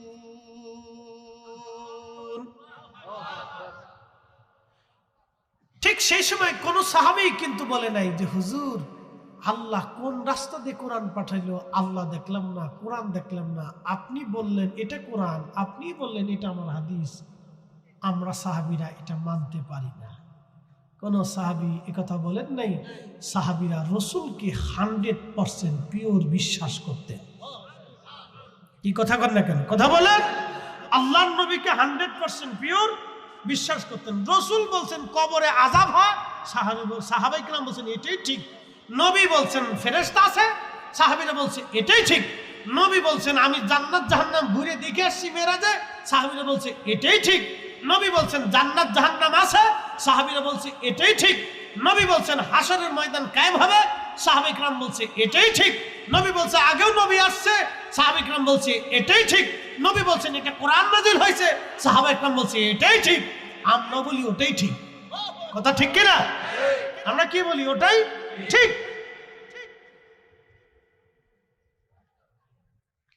প্রিয় উপস্থিতি,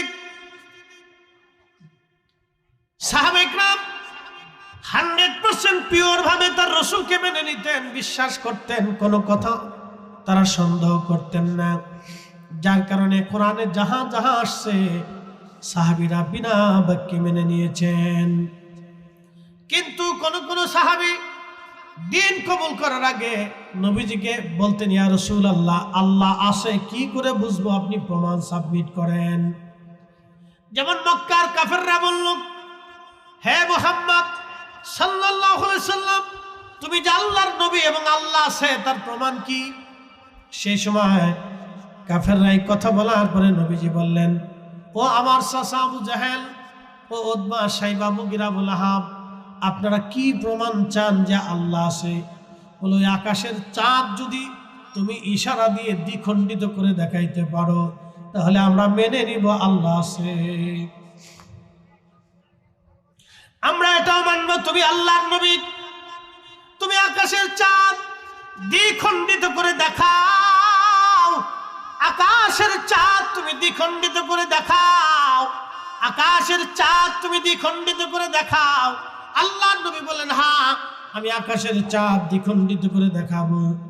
সব কাফেররা একত্রিত হলো। আল্লাহর নবী আকাশের চাঁদের দিকে তাকায় বলেন, হে চাঁদ তুমি আল্লাহর হুকুমে দ্বিখণ্ডিত হয়ে যাও। আচ্ছা বলেন তো চাঁদ কার অধীনে?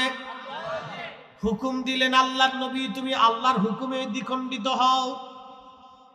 চাঁদ আল্লাহর অধীনে, আল্লাহর আইনে, সঙ্গে সঙ্গে চাঁদ থরথর থরথর করে কাঁপতে লাগলো। কারণ আল্লাহর নবীর হুকুম যদি অমান্য হয়ে যায়, তাহলে চাঁদ জানে আমাকে অতল গহ্বরে জাহান্নামে চিরদিন আমাকে পুড়তে হবে, জ্বলতে হবে, শাস্তি নিতে হবে। সেই জন্য চাঁদ জাহান্নামের শাস্তি নিতে রাজি না।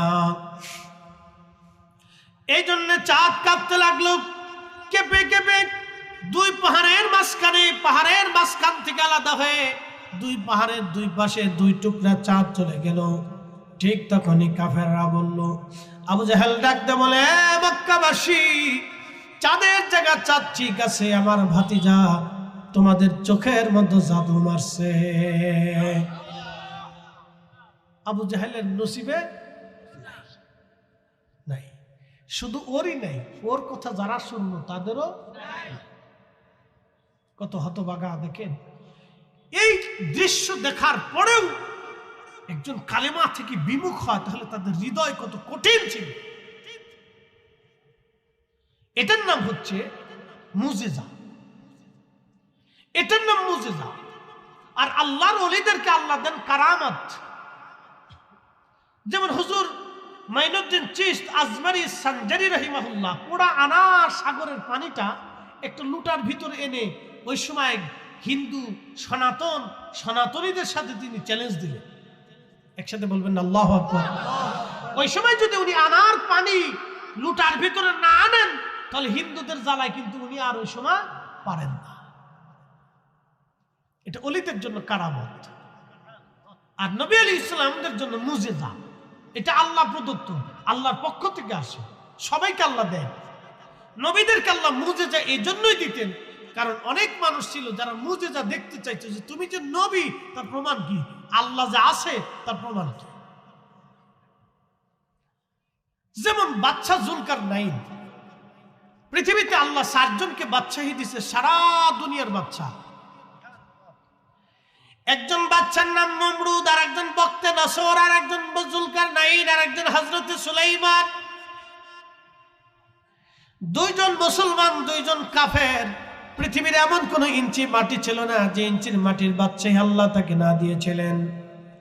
হযরতে ইব্রাহিম আলাইহিস সালাতু ওয়াস সালাম, তিনি কাবা ঘর গাঁথতেছিলেন, কাবা নির্মাণ করতেছিলেন। ইব্রাহিম আলাইহিস সালাম কাবা নির্মাণ করার সময় ওই রাস্তা দিয়ে বাদশা জুলকারনাইন তিনি যাইতেছিলেন।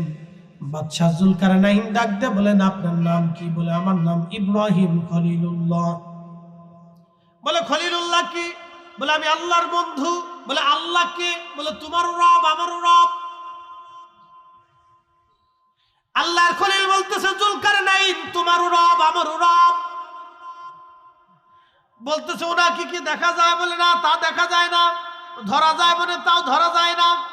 বলে, যাকে দেখা যায় না, ধরা যায় না, তাকে রব কি করে মানবো? তিনি যা আছেন তার প্রমাণ কি? ইব্রাহিম আলাইহিস সালাম বললেন, আপনি কি প্রমাণ চান? বলতেছে, আল্লাহ। ইব্রাহিম, ওই যে ভেড়ার দল পাহাড়ে ঘাস খেয়ে বেড়াচ্ছে, ওই ভেড়ার দল যদি আপনার সামনে এসে আপনার কালেমার সাক্ষ্য দেয়, তাহলে বুঝবো আল্লাহ আছে এবং আপনি আল্লাহর নবী।